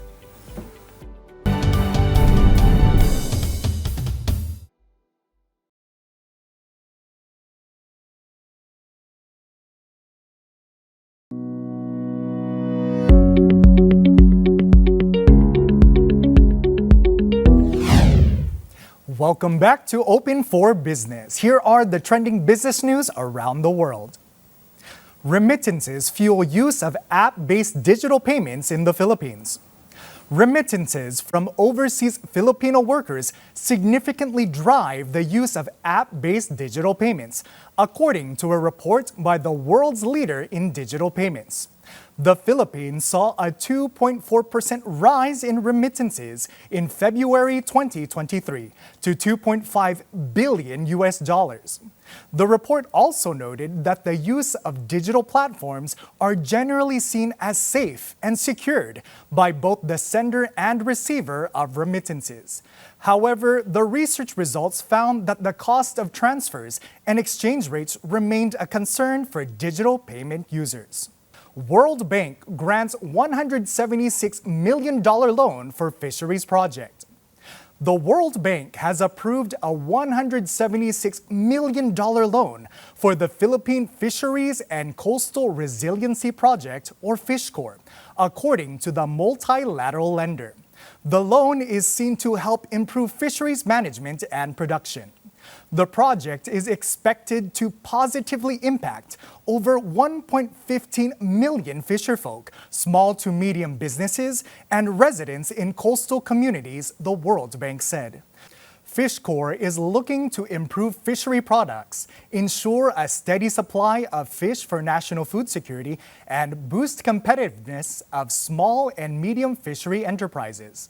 The fisheries sector contributes about 1.3% to the Philippines' gross domestic product and accounts for 1.6 million jobs. AI industry leaders warn of extinction. In a recent gathering in Washington, experts and industry leaders in the artificial intelligence or AI industry have signed a statement warning of the risk of extinction and should be considered a global priority.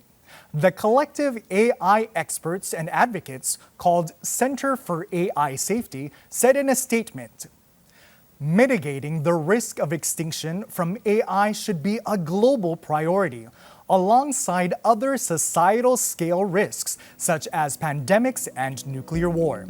The warning, which was supported by top AI experts, including the so-called godfather of AI, top executives and researchers from leading web companies, follows the viral success of OpenAI's ChatGPT, which has helped propel an arms race in the tech industry over artificial intelligence. Likewise, a growing number of lawmakers, advocacy groups, and tech insiders have raised alarm about the potential to spread misinformation and displace jobs with AI-powered chatbots. And that's our news roundup. I am Randy Bernardino for Open for Business.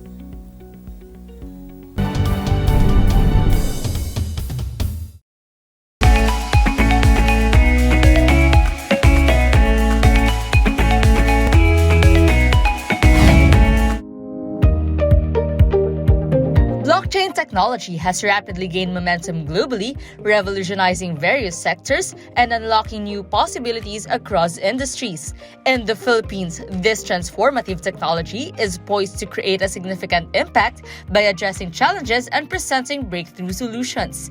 Seeing all of you here, I think we are now moving at the whole of society approach of doing things and making this country competitive.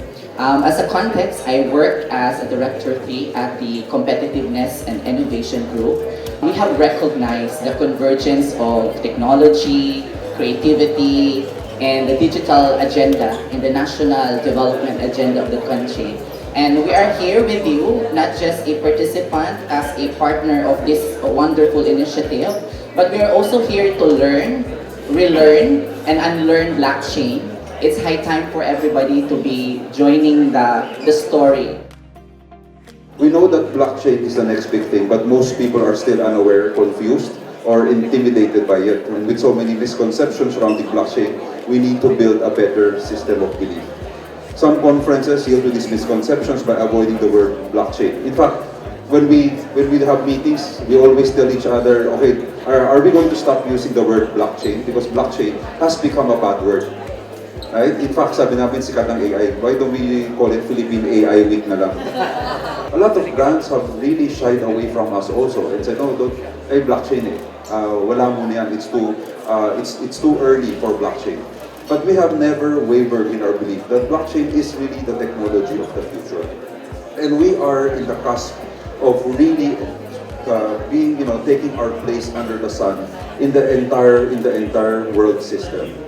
With the Filipinos ranking consistently high in all areas of technology adoption over the recent years, PPW was created to solidify our country's position as the region's fastest moving and fastest growing Web3 hub, connecting our businesses with the insights, trends, and technologies they need to thrive in the global space. We've always been a believer that if you go to any Web3 conference around the world, it would always be, the participants are always people coming from Web3. The reason why I'm actually here is that one of the major mandates of the ICT is ICT industry development. And one of the missions of the ICT is to ensure the growth and competitiveness of the ICT-enabled industries that will result in the creation of more jobs and creation of more Filipino startups. Big companies and big industries, they're all waiting for the competitors to join and jump in, but nobody's really owning the space. But I think this year with Philippine Blockchain Week 2, we're gonna see a lot of that.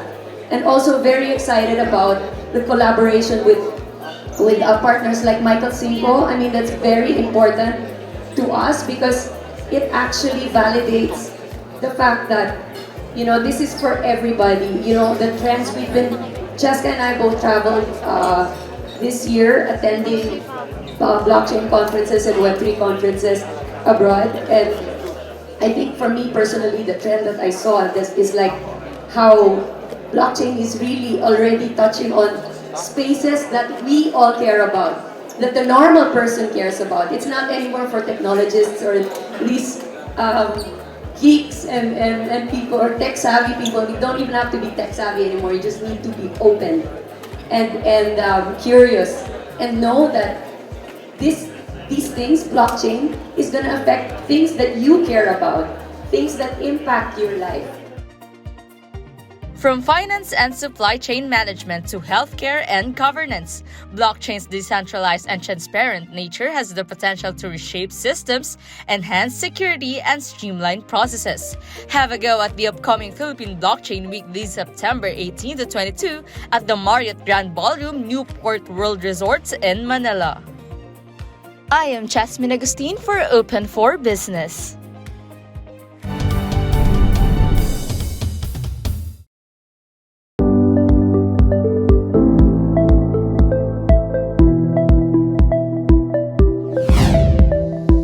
And our buzzword of the week is inventory management. It refers to the process of ordering, storing, using, and selling a company's inventory. This includes the management of raw materials, components, and finished products, as well as warehousing and processing of such items.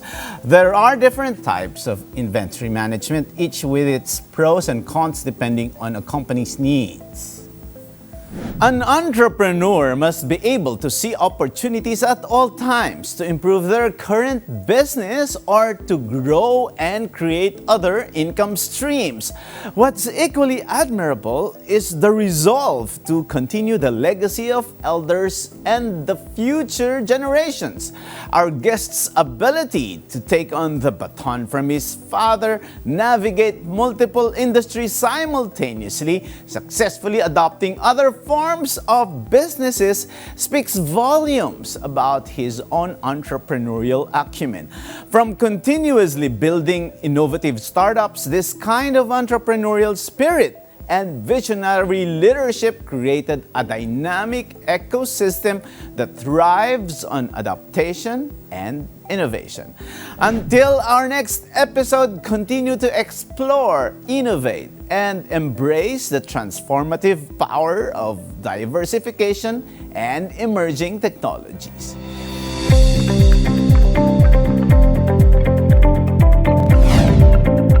And with that, our quote for the week is, creativity is thinking up new things. Innovation is doing new things. That's from German-American economist Theodore Levitt. Thank you so much, Felix. Maraming salamat sa isang oras na pagsama sa amin upang tunghayan ang isang makabuluhang usapan ukol sa negosyo dito lang sa Open for Business. Hanggang sa susunod na linggo, samahan nyo kaming muli dito sa Open for Business. Catch us too on Facebook, YouTube, like and subscribe on our social media page at Net25 TV. We will bring you more insights from industry experts, thought leaders, CEOs, and featured SMEs. Together, let us help encourage business development in the Philippines, sharpen your business acumen, feel the pulse, and set the trend for as long as you are informed and open for business. Ito po si Cesar Vallejos. Maraming salamat.